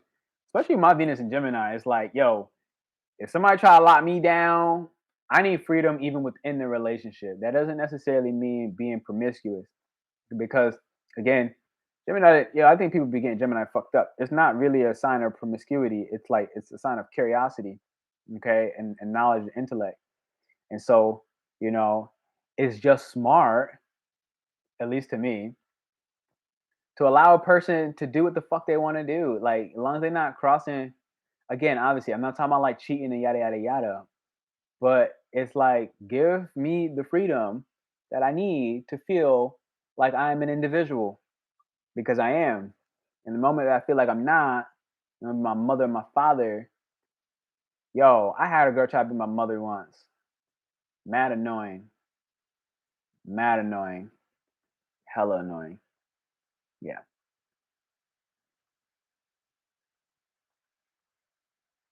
I'm laughing at this. With the North Node in my first house, I feel super pulled to build first before I pull people into the mix. But I am learning to balance. Building my future doesn't mean I have to do it alone. Exactly. Because no one can really build the future alone. Yeah, we need support. I feel that, Juju. I think it's about working on our independence and being okay with being alone. Then we attract what we want when we're not so focused on it. Absolutely true. Absolutely true. And I've been really doing that a lot for myself lately too. It's like I can't lie. Like I've spent a lot of time in my life, especially in my dating life, actively pursuing a women or women, some form, shape, or form. It's like it just like I was like a little fucking kid. It'd be like, ooh, ooh, ooh, right? And it wasn't until I switched that up that I started to really feel that stability within myself and get my shit in check. That it's like now I see people coming my way, and I'm no longer kind of like ooh ooh ooh ooh ooh. Now it's kind of like no no no no no, but not even from a standpoint of like, oh, you're quote unquote not good enough. It's just more so like me spending that time with myself has helped me understand what do I value in a person, which allows me to kind of like slow down in a sense and be grounded, knowing that I'm also naturally a fucking firecracker who likes to shift and move. So it's kind of like it's the balance of the two. It's the integration of all of them. I can choose others, but I'm highly attuned to my needs now, which I was used to sacrificing. Mm. But this guy was like, you were sitting like this or laughing like that. What the fuck? Yeah, nah. That's a hell no. Mm-mm. Yeah, Capricorns, they want control. They have to control. It makes them nervous if they're not control. My father's all that fire in you. Yeah, I know. I had to really somebody actually had a woman tell me this last night, a friend of mine, and she was like, so y'all can let me know, y'all all women on here, so you can tell me your personal experience. She was just like, it is not easy in general, even outside the fire within me. She's like, it's not easy to handle a black man. Like literally, like she's not easy. She says this as a woman that was dating black men pretty much more classic in her life. And it's like that's her even understanding the cultural aspects of black people. Why I bring this up, I don't fully know. It just kind of came to my mind. And oh, because all the fire in you, that's kind of why I brought it up. Because I had to also just accept that part, right? Like I'm allowed to handle. I am what I am. It is what it is. I have spoken. Okay, here we go. The more I focused, the less I got it. The more I directed my energy towards me, the more it comes. Boom, exactly. I value myself, so you value me. Yup. I love myself, so you love me. Definitely starts with you. Absolutely. Yeah. Not true. Okay, hit me with it. Yes. I love the opposition. This is when I come alive. Not true. I want to hear the truth. Hit me with it. What's going on? Which part? I don't know exactly what. Love is an elusive illusion. You have it and then you don't. Except you are it, you can never lose it. That was the most and at the end of 2021, that was the most profound lesson that I got. Like when the aftermath of my last relationship came to at least an understanding to the point that it did, right? I think things are always ever growing. The simplicity of it was I am love. When that shit hit me in the head, it was so magical. I think what made it magical was I feel like I might naturally reject even a statement like that because it's like it seems too spiritual, right? Like it seems too like la la la la, like I am love. But when it hit me within myself, they're like, no, like I am love. And it was that quiet voice, that quiet intuitive voice, the one that's not yelling, the one that's just like, I am love. And I was like, I am love. I am love. Did you know that I was love? Nah. Okay, here we go. I've been called elusive and confusing. Pisces! You are elusive and confusing. Thank you for the hard work, dedication, and spreading the knowledge. Yeah, man. Thank you, Samir. I know it's hella late on your side, so I appreciate you. Appreciate you checking in all the way from Africa. Africa. Good to hear from you. Samir, I do plan a trip to Kenya to go see the Maasai tribe. I don't know when, but I'm sure you'll know because I'm sure I'll still live stream from there as well. Just wanted to like throw that out there. Lily, it's the truth, yo. You know what makes it true? Pisces don't even understand themselves. So that's automatic confusion. It actually can't understand logically what it is because it's ethereal. And our human brains cannot actually accurately interpret, ironically, none of the zodiac, okay? But more specifically, Pisces within the zodiac. And they're hell of elusive. Oh, but this Pisces does understand herself. Let me think. Yeah, you got the Mercury, Aries, Venus, Aries. So what's interesting? Okay, so you said boom, you're doing the same. So with the Mercury and Aries, Pisces is fluid.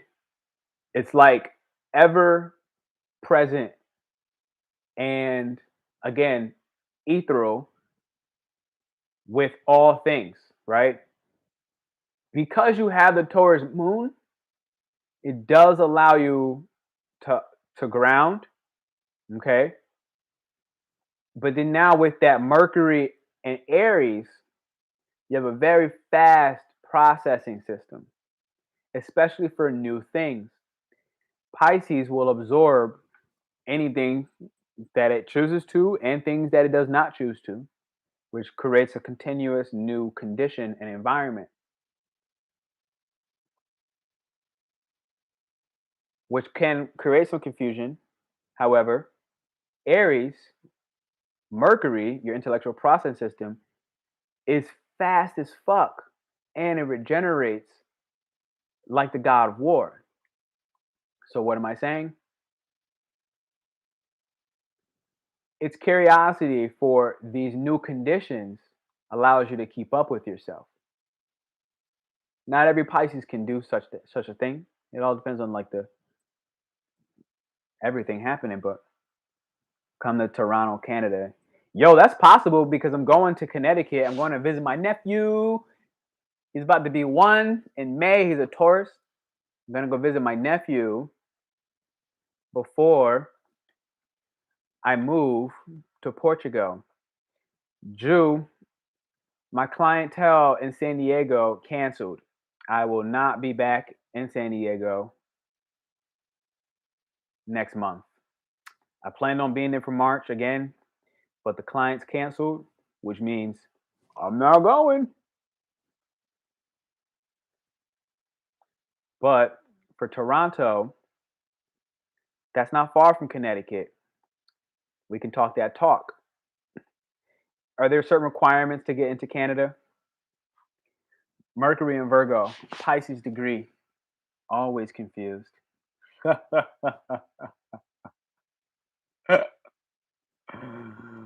Oh God. Yeah. Dichotomy within the mind. Double feminine energy.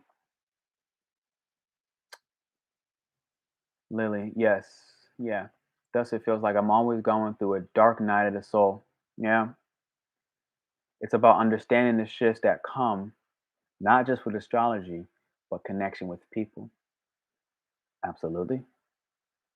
Don't know if that makes any sense. It makes sense to me. I think it makes sense to all. Plus, it feels like I'm always going through a dark night of the soul. Yeah, that's kind of what I was saying. Like, that's the confusing nature, right? That's the confusing piece. But it's almost like that takes up so much capacity for you yourself, where the time it takes for you to understand you, that's what makes other people also see you so confusing because you're literally always shifting. You're literally always absorbing and transforming. Again, with the connection of people, energetically, Pisces, in a mutable way, energetically, people will never be able to keep up. So it does make sense. Here's what here's what your boy needs to do. Your boy needs to. It's a process of always shifting and integrating. Absolutely. 1 second. I gotta use the bathroom.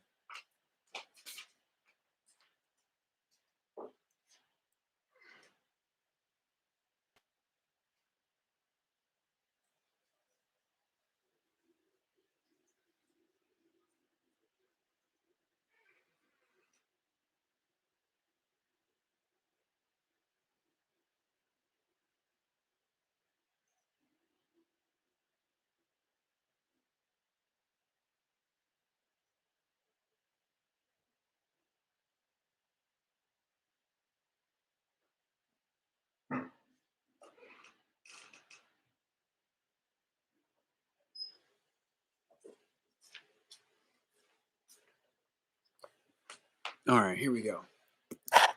Man, Lily, that dark night of the soul is no joke. But when you think of it, do we ever truly know who we are? No, it is not true. Can we ever really know who we are? I mean, I think the attachment to the idea that it's possible already throws us off. That's just like an intuitive answer off the top of my head. The attachment to the idea that it's possible to actually know who we are as these ever changing, ever evolving creatures with 10 fingers and 10 toes. Why do we have 10? But whatever.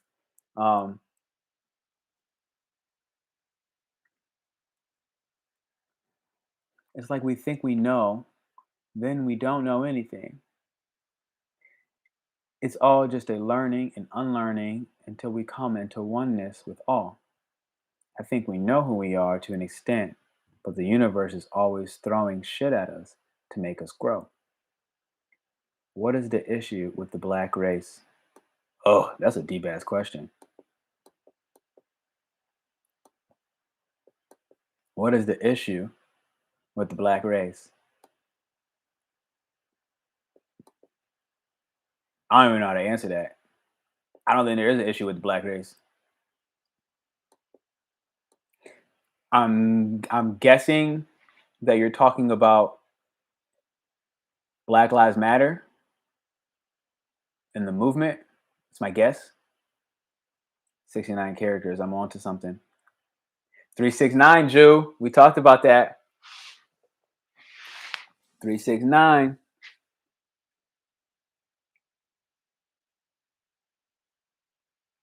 I don't actually know how to answer the question of what is the issue with the black race.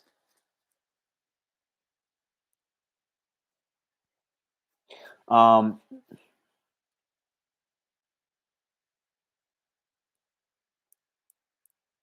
because I don't know how to answer that. I mean, because you're also in Africa, right? I don't know what's the context of the question. Like you're in Africa, like there's hella black people exactly where you are in Tanzania.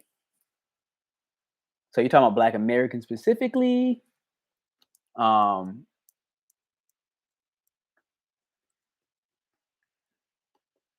Yo, I wish we could literally just have a fucking cookout. That's what I really want to do right now.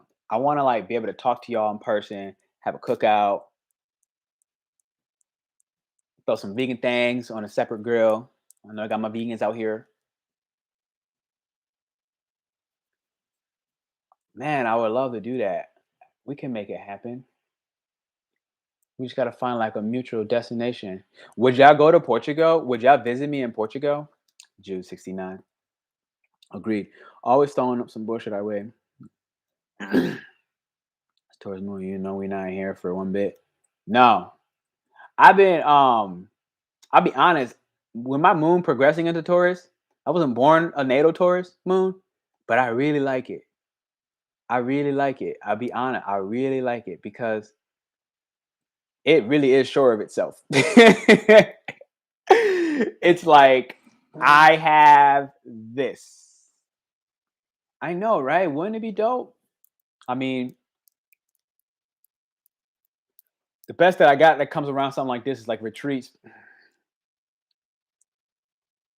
But there's some shits about to happen again in the globe with these travel restrictions and stuff like that. I'm going to Portugal. I would love to do that there. That's probably the next likely place, unless you're trying to come to Connecticut. If y'all come to Connecticut, I could dead throw the cookout. Like, I already got the stuff. I already got the stuff. But what month is it though? It's a little cold outside. No, it's cold. It's cold out there. It's cold outside. We're gonna plan this for the summer or for my birthday. Yo, we should. I'm gonna do exactly that. I'm gonna have. I'm gonna put it out there somewhere. I'm gonna have an April 14th birthday pull up. Okay, I'm telling you right now. I'm gonna be in Portugal for my birthday. That's where I'm moving. I want to have a. And Lily probably has the best option with this. Every flight from Miami right now is $200 to Portugal. Every single flight, not every single flight, but every day there is a flight. Every day of the month for $200 to Portugal. It's fucking bonkers. I'm like, yes, please. Throw me that. 200 beans. Ticket to Portugal? Yep. My progressed moon is in Sag. When is it happening? April. Yup. April 14th. I shall be there. I shall be there. I almost bought tickets like 2 days ago. I was waiting on. I had the house. When you see the place you want, I'm like, I want that. I had it, and then somebody booked it the next day, and I literally got the confirmation to do it the next day, which is the clientele I was working with, Jalicia in San Diego, and I was waiting to see, am I going back to San Diego? Because if not, I'm going towards Portugal. One day later, the house that I wanted was gone. So mad. So, to be honest, I probably should be looking at some of that after now. I might be buying flights today. I have a Saturn in Pisces. Yup, April 14th. Flights? Yo, Jew, make it happen. I know you've been I know on that new moon in Capricorn, I think you were in 9th house for Taurus, aka flights across the seas. Lily, you barely got an excuse. That's $200 from Miami. Doesn't get any better than that. And Portugal is cheap. I thought I broke my earring. For me, that's a long-term plan. I probably change my mind of the day of. For me, that's a long-term plan. I probably change my mind the day of. Is that the Taurus moon piece? Is that the piece that says, slow your roll, young Lily? You can't go without the plan. Because I can't lie, it is way too easy for me to get on a plane. I've had to learn. I think my Taurus moon makes it helped me slow down a little bit because it's way too easy to get on a plane. Pull the trigger, pull the trigger, pull the trigger. It's like motto. Just love it. Just get me somewhere. To be honest, I hate flying. I do hate flying. I just like to be where I am. If I could teleport, life would be so much greater. I hate flying. But let's talk about it. I mean, 2 months. It's out there. It'd be dope. What do you mean by progressed moon? So you were born with the moon wherever it was, but you have a progress chart as well. So there's another type of astrology calculator where you can look at your chart progressions to see, based off your solar return, like where were you at in the world on your birthday. Like, okay, if you're 40 years old, tomorrow, on your birthday tomorrow, if I'm currently here in Arkansas, my solar return would be Arkansas. And it would show me what my astrology chart looks like progressed. So, like, I'm an Aries moon, Aries sun, and Mercury. But in my progress chart, I only have one Aries. I'm just an Aries sun. So I looked it up for Portugal, for example. And my moon will be in Virgo. Literally, my moon will be in Virgo. My sun is 5th house normally in Aries, but it's going to be in 8th house Aries for Portugal. And then I looked at it if I went to Medellin, Colombia, and it would have been 10th house Aries. So you can like pick and choose how you want things to play out. So if I would have went to Medellin, Colombia, my career would have been in the spotlight, 10th house Aries. Okay. More famously known for blah, blah, blah. Whatever. And then 8th house is more like investment. Really good for money. I'm choosing the money, fuck the fame. Always easy for me to plan something, but it's just easy to cancel at the last minute. I don't want to hear it, Pernell. Yo, Lily, when I tell you I want to put you in a fucking headlock, I don't know what it is. I don't know why I have not desired to put somebody in a headlock since I was 13 with my little sister, and she used to annoy the hell out of me. So I put her in a headlock. I've never felt that way. And this is like, I don't even know, 20 plus years later. I want to put you in a headlock. Let me do it. Let me do it. Matter of fact, meet me at the airport in Miami. Get out the car. I'm going to hug you. And then I'm going to put your ass in a headlock. And then you can get back in the whip and I'm going to fly out. I'm going to have a round trip with a 6-minute layover just to put you in a headlock. That's how I feel. That's how I feel. So I'll tell you what, buy the ticket.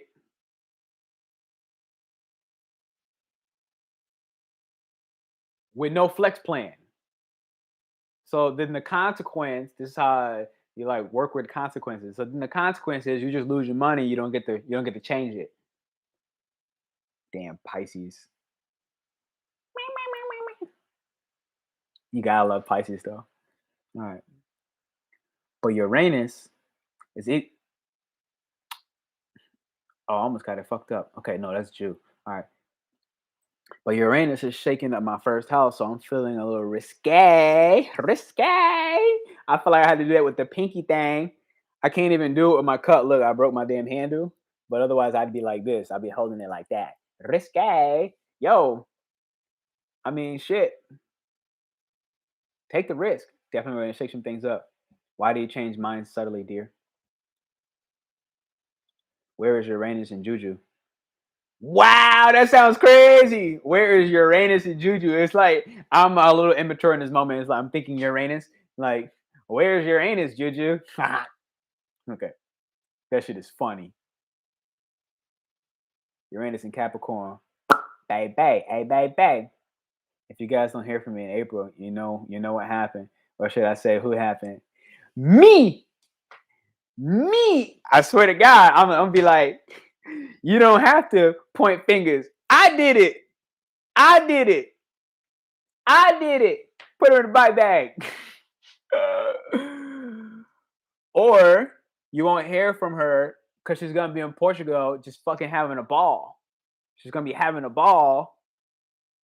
And it's like, who wants to be texting when in Portugal? Beachside. At a barbecue.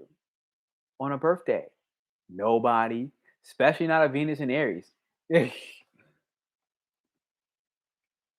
believe Uranus and Taurus now. Grow up for now. No. I've had to learn that it is okay to be a fucking grown up and a kid at the same time. So no. I get my shit done. I don't care.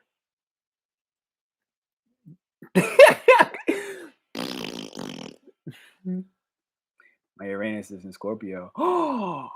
Don't come to Portugal with a Uranus and Scorpio. I'm not down for it.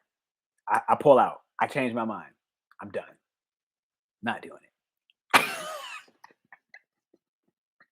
it. I'm so kidding. Oh God. I'm legit having fun. I literally feel like I feel like a little kid. You guys are bringing me joy today.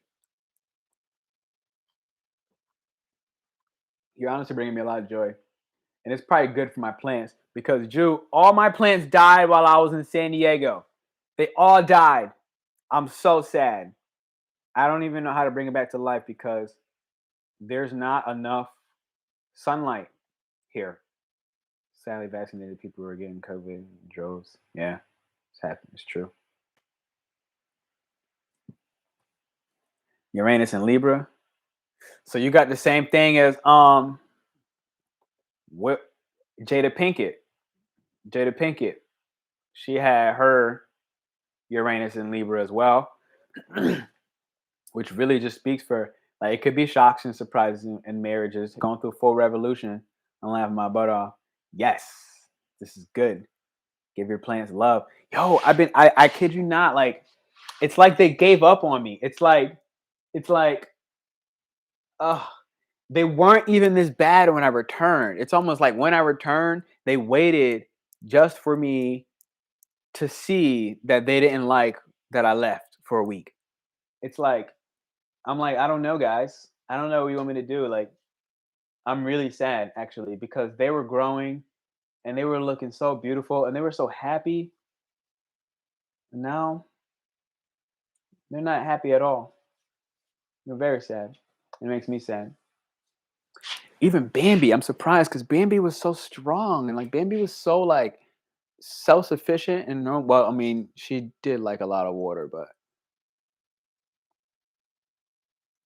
they were all fine when I got back. Like I got back and I was like, it's not as bad as I thought. But then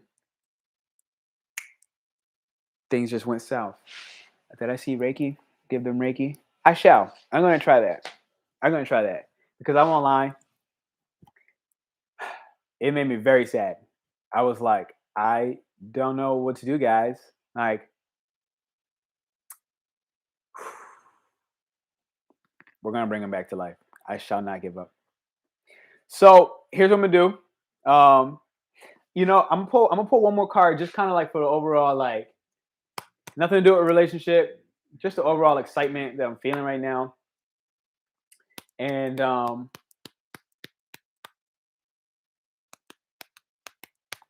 gonna manifest this. Ready? Birthday party in Portugal. Okay.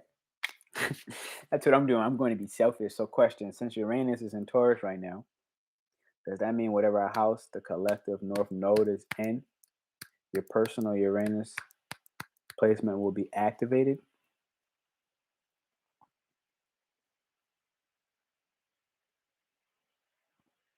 It depends on the placement. I have a Uranus in Capricorn, so there's going to be a trine. Okay.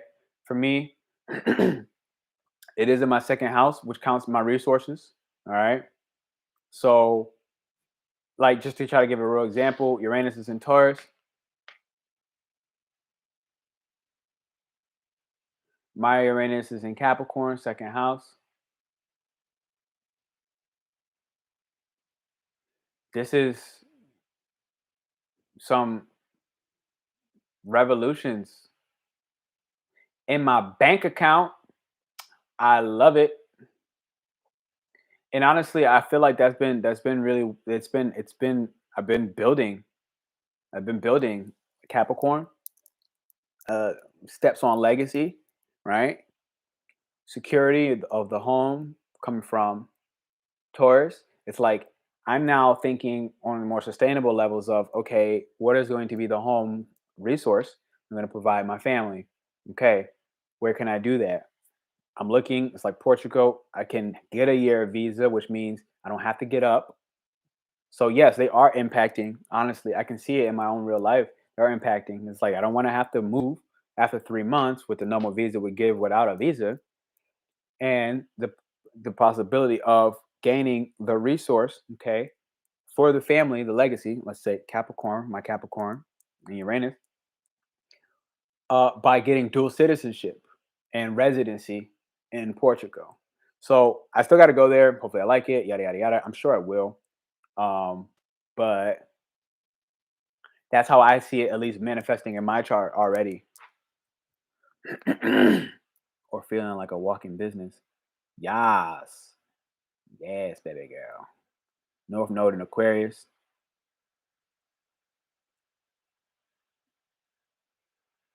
So I mean, I don't know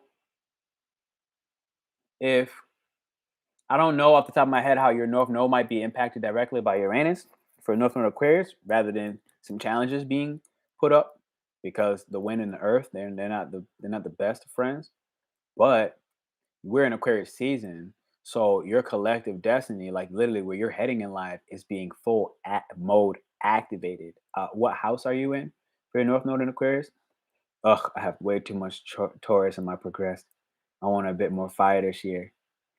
Girl, what did this card say? Oh, I put it back in.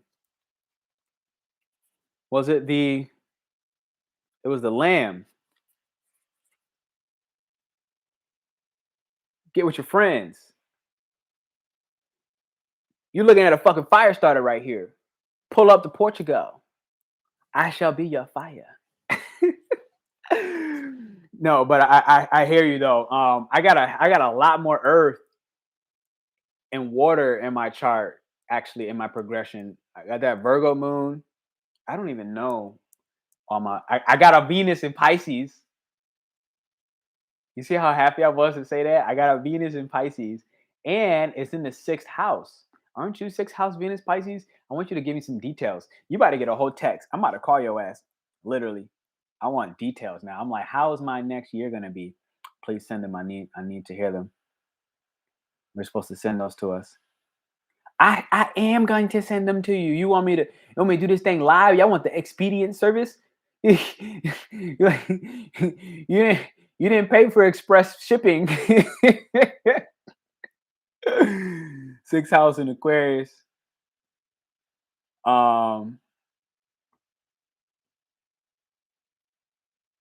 Yeah, I mean, work is about to switch up. Like you're gonna be making a new plan because you have an Aquarius new moon coming. It's a really good time to manifest what you want your work to look like long term, and what ways you want it to look like even in a progressive manner. If I think Aquarius,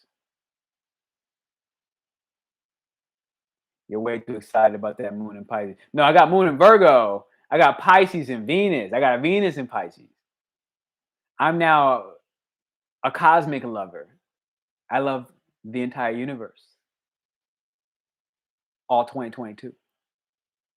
I spread my seeds far and wide. No, that sounds terrible. I protect my seeds. Okay, here we go. Yeah, that one got me laughing. I spread my seeds far and wide. Oh, I'm a little nervous about the moon in Virgo. If I'm being honest, we're gonna see what that's like for myself. But I think it was gonna play out well for myself. I do think it's gonna work well for me. I kind of wanna see my solar return chart. I don't know. I don't know it all the way. I did a lot of research on it, but I don't fully know it. All right, here we go. April 14th. Bada bing, bada boom. How bold does one have to be sharing birthdays out nowadays? Like you can get in the month, in the day. You don't even need the year and all that shit yet. Like there's so much. Be mindful. That's why you're not getting the time. You're not getting my time. Nope. All right, here we go. Birth city. Check. Solar return. Okay, we're gonna say Porto, Portugal. I might be in Lisbon. I think I want to move to Porto, but I'm gonna start in Lisbon. So it's likely to March, no February, March. I should be there. So April I should be in. April I should be in Port. I think I'll be in Lisbon. Here we go. Okay, here's my chart progression. I have a Taurus and Uranus. That's gonna be interesting, right? While the Uranus is in Taurus, wow, and it's at the Aries degree, the degree of Aries. So fresh new starts in my foundations, and I already really feel that. Fresh new starts in what I have, literally. As for my resources, I already feel that. Um, Pisces and Neptune, my North Node's in Taurus at a Pisces degree. That's like Jude talking about with her Taurus moon at the Pisces degree. Um, Lilith and Gemini, Virgo ascendant. Virgo ascendant. I had a Pisces ascendant this year. This, like, literally still right now. Actually, believe it or not, I had a Pisces ascendant. Pisces Venus, Mercury in Taurus,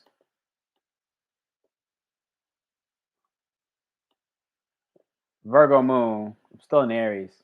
Yeah, that's Earth, water. I got a Mars in Aquarius, which I laugh because that's like, I look at that as one of the God complex placements. If I'm being real, like having that God complex. So that's interesting. Yeah, a little bit of my fire has dwindled down, but I don't feel that way at all. I feel like a fucking spark of fresh air. I can't hear nothing. A little. Damn. Damn you, Mercury retrograde. Am I gone? Am I gone? They be playing games. Bad connection. Yeah, it was breaking up a little bit. That's a little too close to the Canaries. Just saying. Yo, that volcano, it blew off in the Canaries. No, I remember that. Am I still? Am I still inaudible?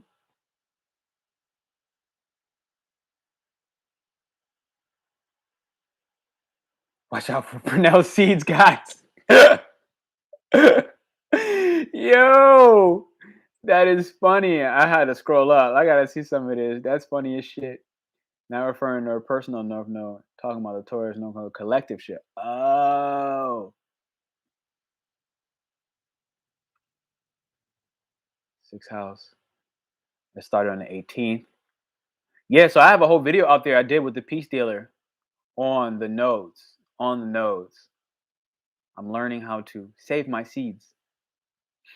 I shall refer you to this North Node, South Node video where you're supposed to send us those. Yup. Ah, they're so feisty. Arr.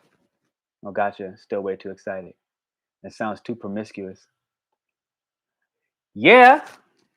Yo, so in tarot, I'm not really the best at it, but somebody did a reading for me, and I am in a temptation year. And I was telling Jalicia about this in San Diego. It's like people throwing themselves, but I did not spread my seeds. So the promiscuity is in check. I am stable.